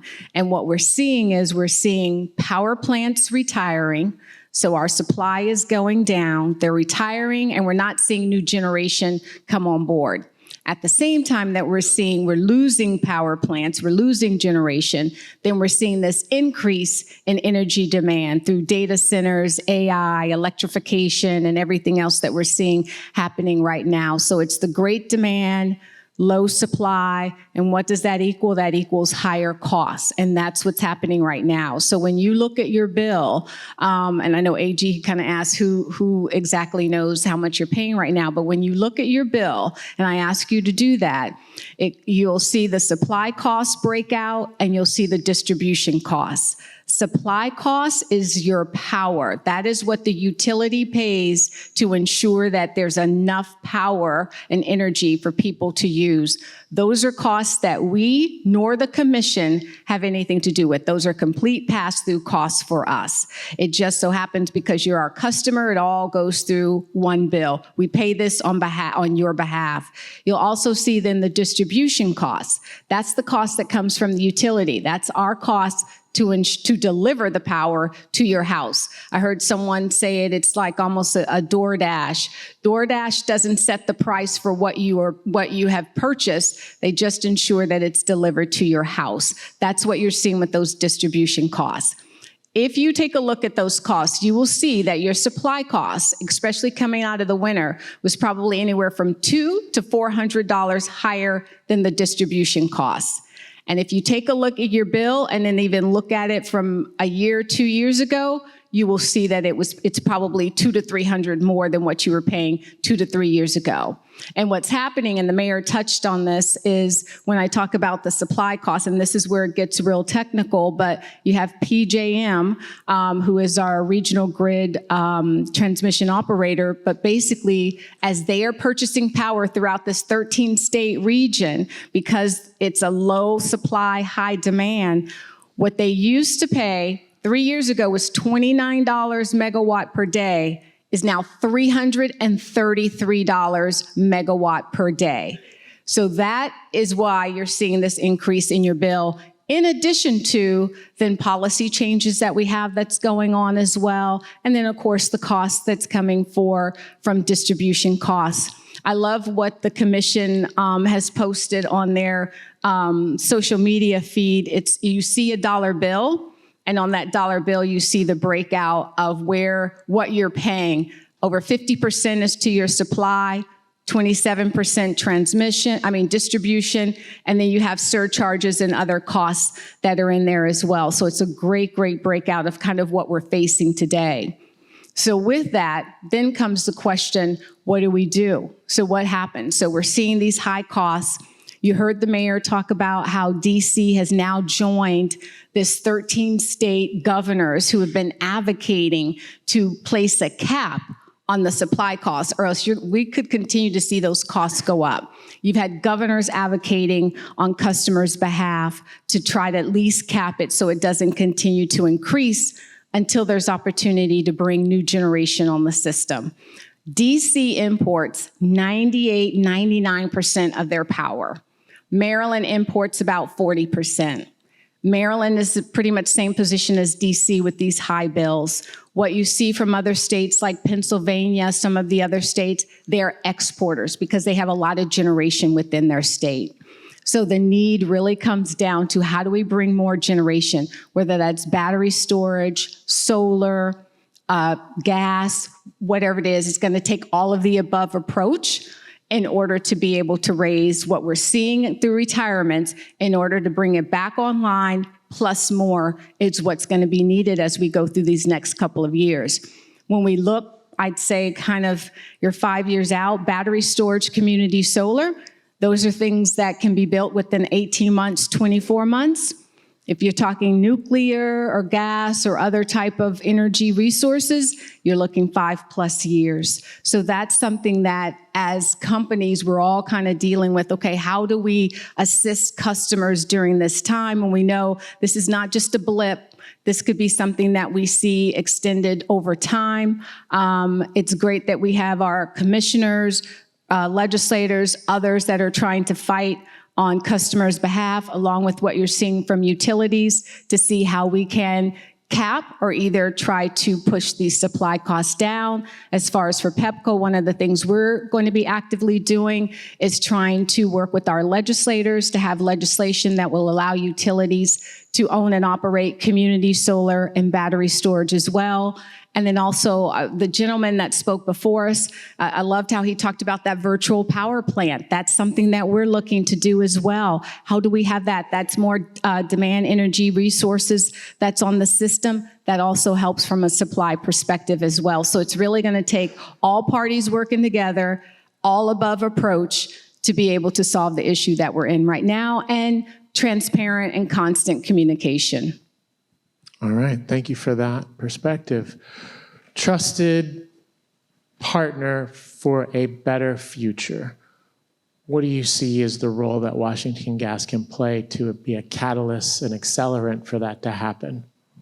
Yeah, thank you. So we continue to see growth on the system. We continue to see customers choosing natural gas. We continue to see, with some of the large loads that are coming on. And so continuing to maintain the system that serves DC, also regionally, it is a regional system, is an important driver of the costs that we have. The investments that we make in the system, the majority of them relate to federal pipeline safety and compliance rules. So there's a large portion of the capital investments that are made on a natural gas system that are really, again, required to do for federal and safety compliance. It is a system that is, was put in the ground 30, 40, 50 years ago. And so as those projects come up, it's important to look ahead and replace and maintain that system. We do look out in terms of advanced technology to do that in more efficient ways. WGL looks also very closely at the operating and maintenance costs and keeps them low, keeps them flat. I did give Jordan an opportunity on a slide that he just had to talk about, sort of those costs do roll into what is recovered from customers. So it is a part of the overall customer bill, and WGL does keep them flat and on pace. And overall, the costs relate, even in terms of the bill increases that we've had, they keep on pace with inflation to keep this reliable, affordable, natural gas energy source available to customers. And this is a source that comes through in very tough conditions. Winter Storm Fern that we experienced a couple months ago, the system put out about 1.6 cubic feet of energy. That's comparable to about 20 gigawatts of energy, or the size of 11 Calvert Cliffs. And so it is a system that delivers in the coldest day. The coldest days reliably to keep the district and the region powered and warm with hot food and hot showers. So those investments prove out their time, and they're done with affordability, with prudence in mind. All right, we're going to circle back on these issues with just because I'm hearing some points about there's a tension between protecting the status quo, which enables us to be in this room with relatively few concerns. But then there's also the growing concern that what we have today is not going to give us what we need for the future. So there is this rising tension between what we need tomorrow and how we need to protect today. And the idea that utilities can really be leaders to drive the innovation necessary to get to the win-win we need. Because the win-win we need tomorrow is very different than the win-win We all built much of this infrastructure around 10, 15, 20, 30 years ago. That was a different time. The perceived and real risks we see today weren't there. Extreme weather was not what it is today 25 years ago. Average temperatures weren't what they were. There was no such thing as 500 megawatt data centers queuing up to get in, right? So there's this changing landscape underneath us. And from a water perspective, how do you want your customers to see you as a trusted partner for a better future with water? That's a great question. And the most ironic aspect to that is, you often hear businesses talk about strategic plans, right? Even if it's not someone that has a large business, oftentimes, your board of directors or your different entities and leadership are talking about what's the strategic plan. Ours really used to be developed by our board of directors. And then most recently, we have been engaging the community about what our strategic plan should look like. And we developed 5 imperatives. And we used the term imperative very intentionally because we knew we needed to act. Climate change is real. We certainly, from a water perspective, understand the challenges that are there. But to address your question, one of the imperatives is resilience. And what we understand is that a lot of times our customers don't have a true understanding that there is a single source of water in the District of Columbia. So I don't want to talk about the elephant in the room, but we have been in the news lately about the Potomac Interceptor collapse and what happened there. And certainly, we continue to try to educate about drinking water was not impacted, but what if drinking water had been impacted? We know we've got about 12 hours of water for the District of Columbia, the nation's capital, this international stage that we're on.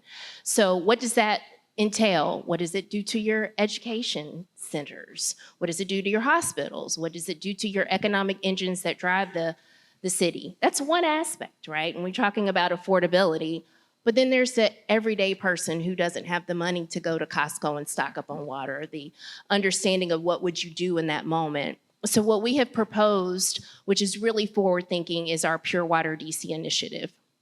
We are looking at water resilience from a standpoint of trying to reuse the water that we are producing every day. We produce more water at Blue Plains, which is the largest wastewater treatment plant. And I know a lot of times people just drive by 295 and hold your head and do that part.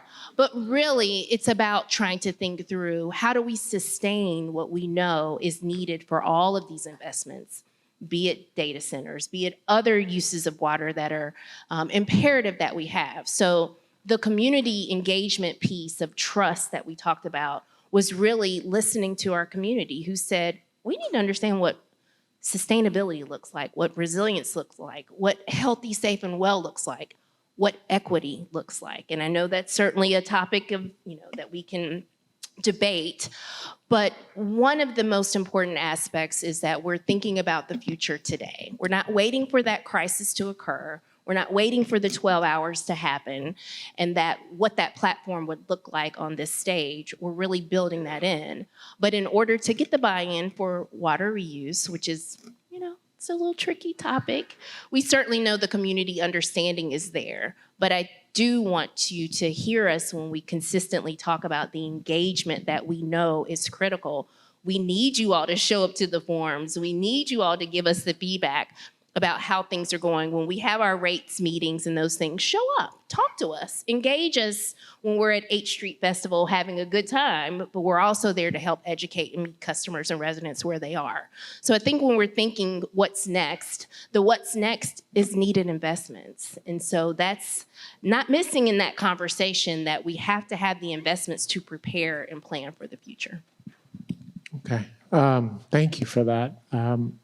As we're talking, I'm thinking back to the fact that I had an opportunity to sit next to Mayor Bowser, and it made me do a retrospective on her leadership over the years and watching her realize her aspirations for a better Washington, D.C., and how much she fought to realize results that reflected better well-being in the district.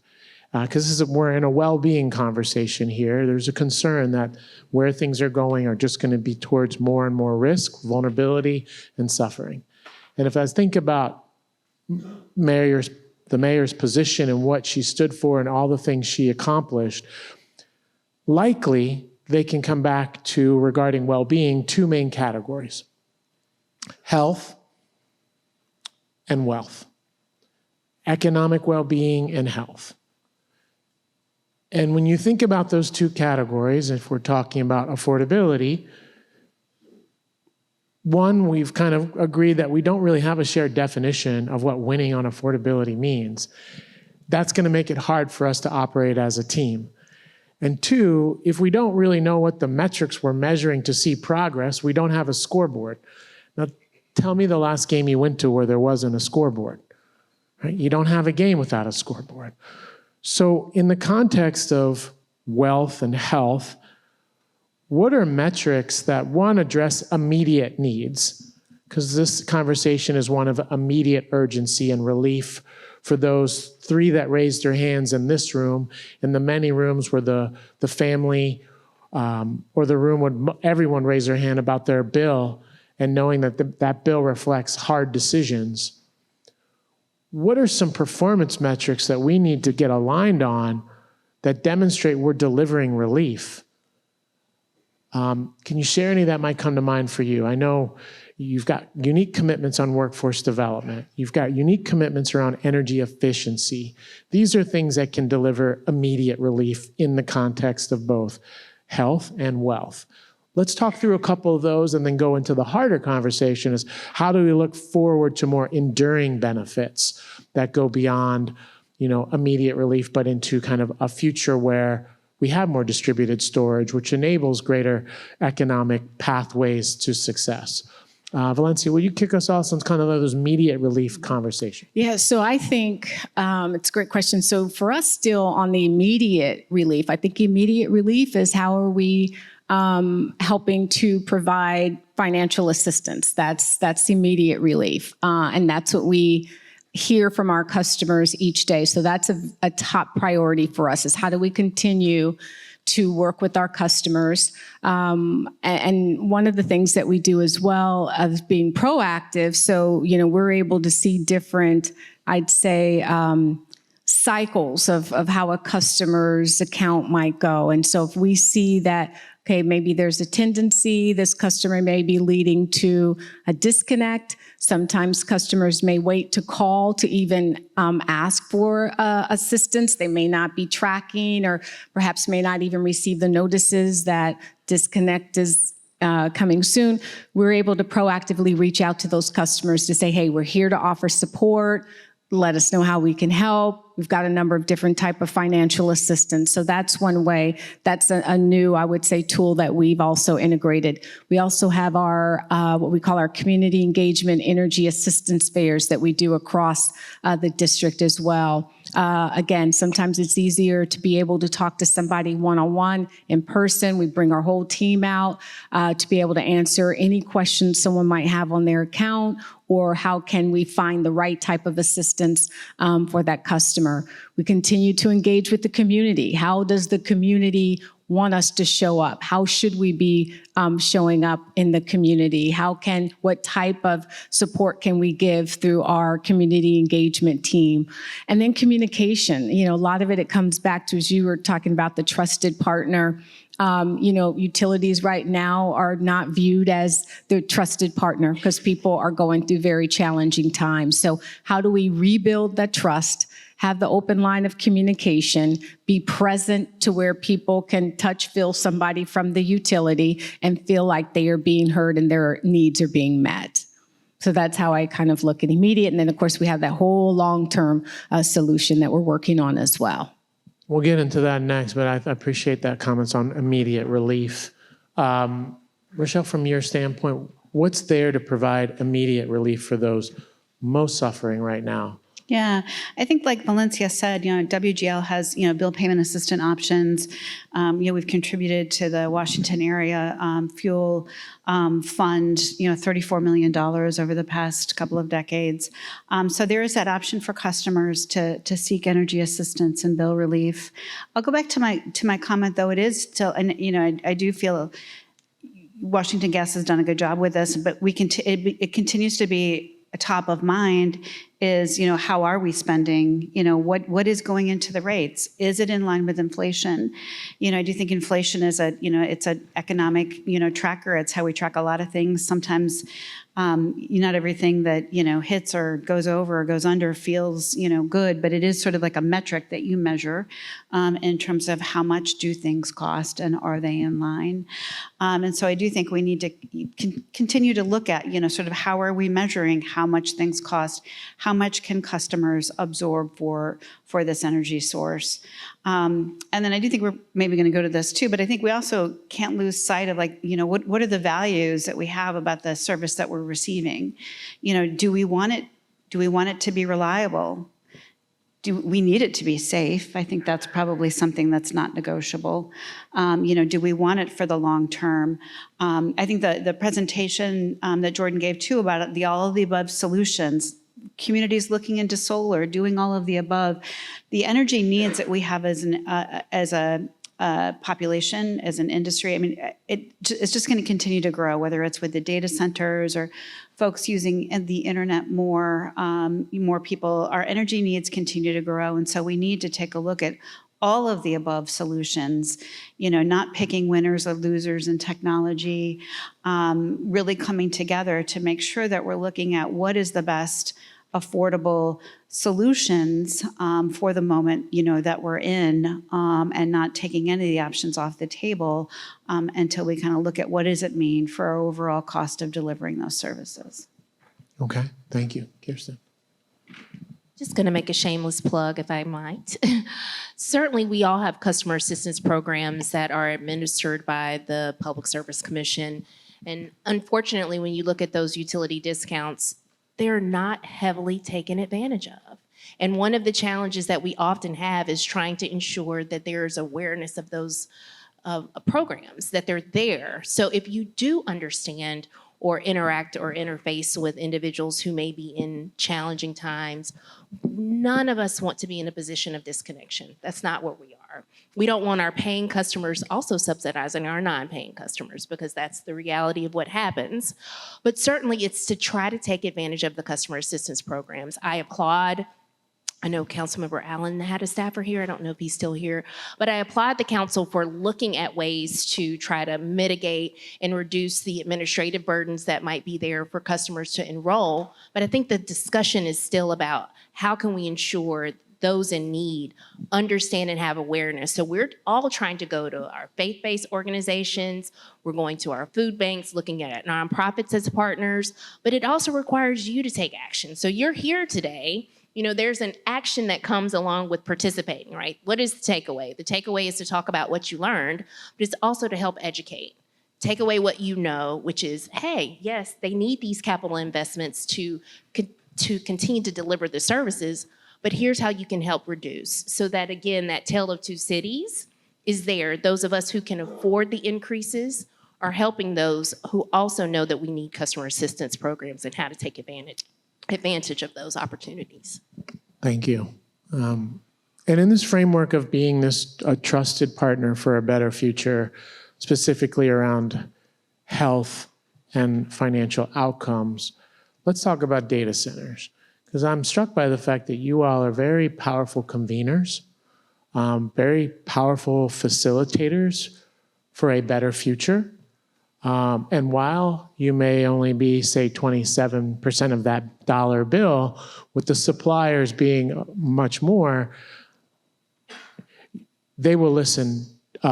They will very much take into account what you have to say, because you're a critical component of the whole process. So how do you all best leverage this unique position you have to accelerate enduring benefits faster? Finding ways to help large data centers, for instance, understand the value of true reinvestment in communities that delivers realized benefits related to health and financial improvements for your customers. What are you starting to see of possible win-wins there that could ultimately add this to the scoreboard for moving forward? So I know for us with data centers, from what we're seeing is we just want to be sure, our top priority with data centers is we just want to be sure that they are paying their fair share. So we want to make sure we're creating the safeguards for our customers if data centers are coming into the community, because they can provide a lot of benefit, but at the same time, we want to make sure that if for any reason an agreement with the data center coming in, it doesn't materialize, customers are not bearing those costs. So as far as for Pepco and throughout the Exelon utilities, we've put in place agreements. So once we hit a certain kind of, I'd say, phase with working with the data center, it looks like it's going to continue moving forward. We do have them sign agreements.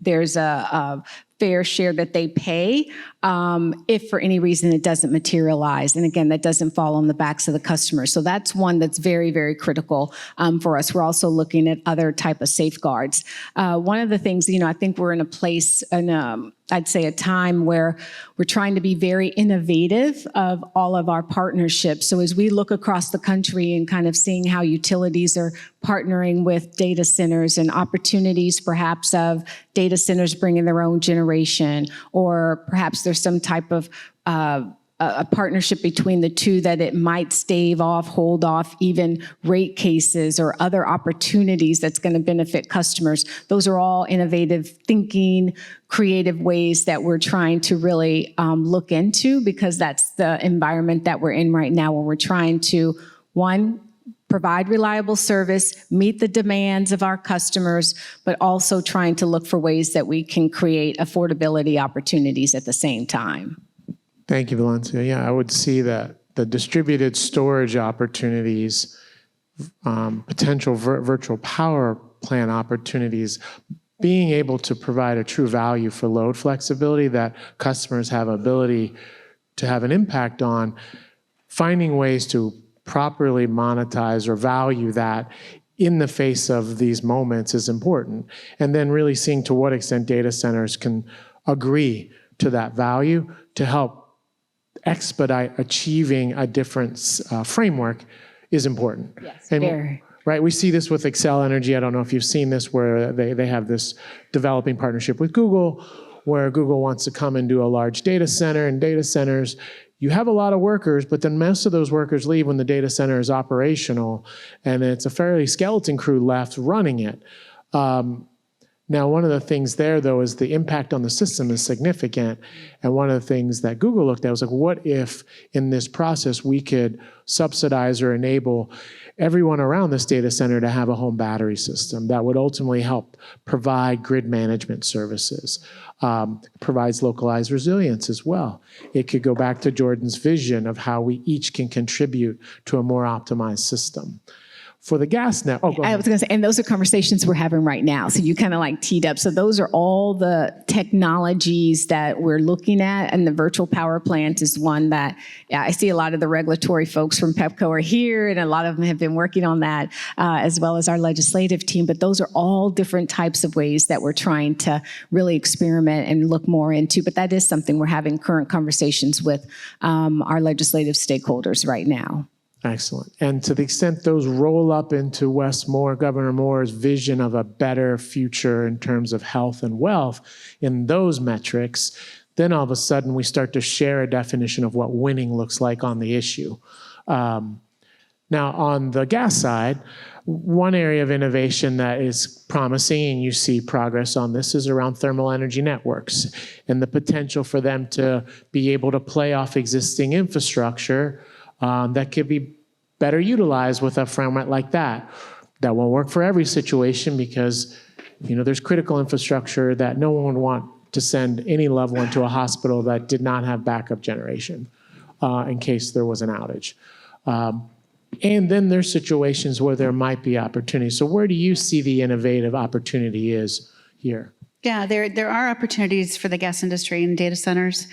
It's a little bit more limited than on the electric side, but there is for direct power, for combined heat and power load, and so we're just sort of in the beginning of this. Seeing some of the opportunities in the area. We have filed a couple new tariffs to accommodate this. I think with sort of some of the similar protections that you've talked about in terms of ensuring that obviously they're paying for the cost to connect to the system. Notably that in terms of where they drop gas from on the system, that it doesn't harm the system. So it doesn't undermine reliability, particularly for the residential customers on any other part of the system. That's a big concern for the gas systems, is that load doesn't undermine reliability for anybody else. So really taking a look at those agreements, making sure that customers are protected, that the system is protected, that would enable an opportunity like that. And looking at different technologies, we have been doing some a pilot on thermal networks that we've done with the DC Commission. Taking a look though at the costs related to that. Again, one of the thoughts here about sort of looking at the policies and understanding the costs. That's something that we're continuing to work on, is really understanding the costs related to delivering thermal energy. All right, thank you, Rochelle. And then I think on the water side, of course, is like the potential to best utilize the waste heat with wastewater.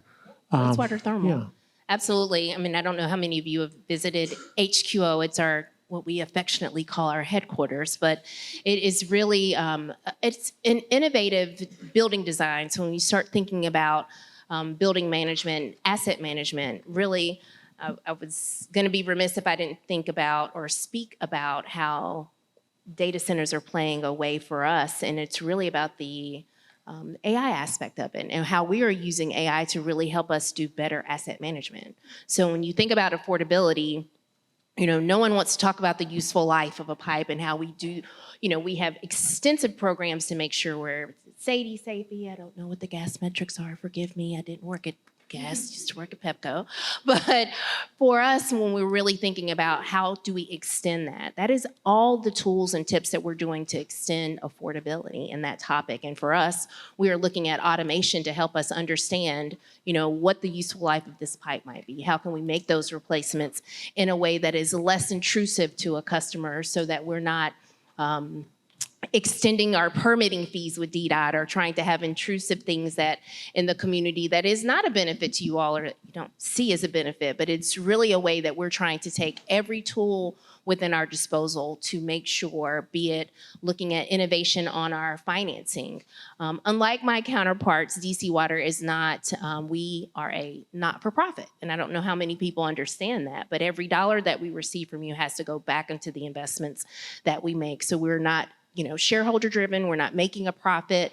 So for us, we are really trying to think through all of our creative ways about bond financing and how can we make sure that you don't have deferred maintenance. And because we know what happens when that occurs is a disruption to whatever service it is that we might be providing you. But I think those are all with the undertone of affordability. So when you're having that conversation, you can't talk about what the drivers are that are increasing us. For us, it's also unfunded mandates. We love a lot of the technologies and the things that are coming our way, but certainly when we talk about the costs to implement them, sometimes the community doesn't want to really sit and wrestle with what that looks like. And when we try to educate you all to those things, there has to be a balance. And I think that's the major point that we are all here today to talk about, is there is a balancing act of what the community's needs are, what you are relying on us to provide you, with what those needed investments are that we have to do to give back, be it to the workforce, be it to the community, be it to the delivery of the service. But all of those things really, at the end of the day, affect affordability. Thank you, thank you. This really is a conversation about systemic optimization. It's a systems of systems conversation, and we're on this stage able to see 3 critical systems working to find a way to better optimize between the 3 of them. And the compelling thought here is an ounce of optimization among these 3 critical systems leads to an exponential benefit. That's something, how do we strive to find? How are we committed to get through barriers of the status quo to achieve? Because That type of benefit, that type of optimization across these critical systems ultimately should translate directly into relief and a better future for all of us. The challenge is, do we commit to finding a way forward to a shared definition that is clear, measurable of what winning looks like on this issue of affordability and a better future? It doesn't get solved in a panel discussion, but I think trust is built knowing that you're committed to finding those answers. Trust has two key parts. Motivation. Do I trust your motivation that you truly care? 2, realized benefits. Does your motivation translate into a tangible realized benefit for me? When those things start happening, more people feel trust, more people lean in, and we get greater progress, because that leads to alignment. So I want to thank each of our panelists for sharing your thoughts and ideas on how we further develop this shared definition of winning and realize it regarding affordability and inclusive prosperity. Thank you so much. Thank you.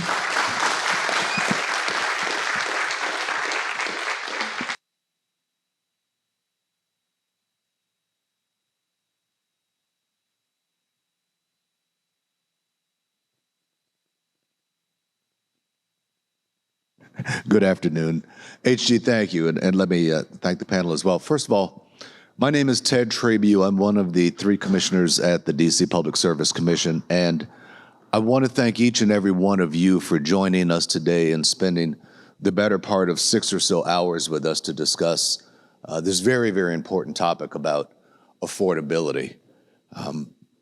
These aren't easy conversations, as you can tell. If there were easy conversations and there were easy answers, we wouldn't be sitting here right now spending this time. We would be out pursuing solutions. And so I just want to thank each and every one of you for coming here today and for your engagement with us.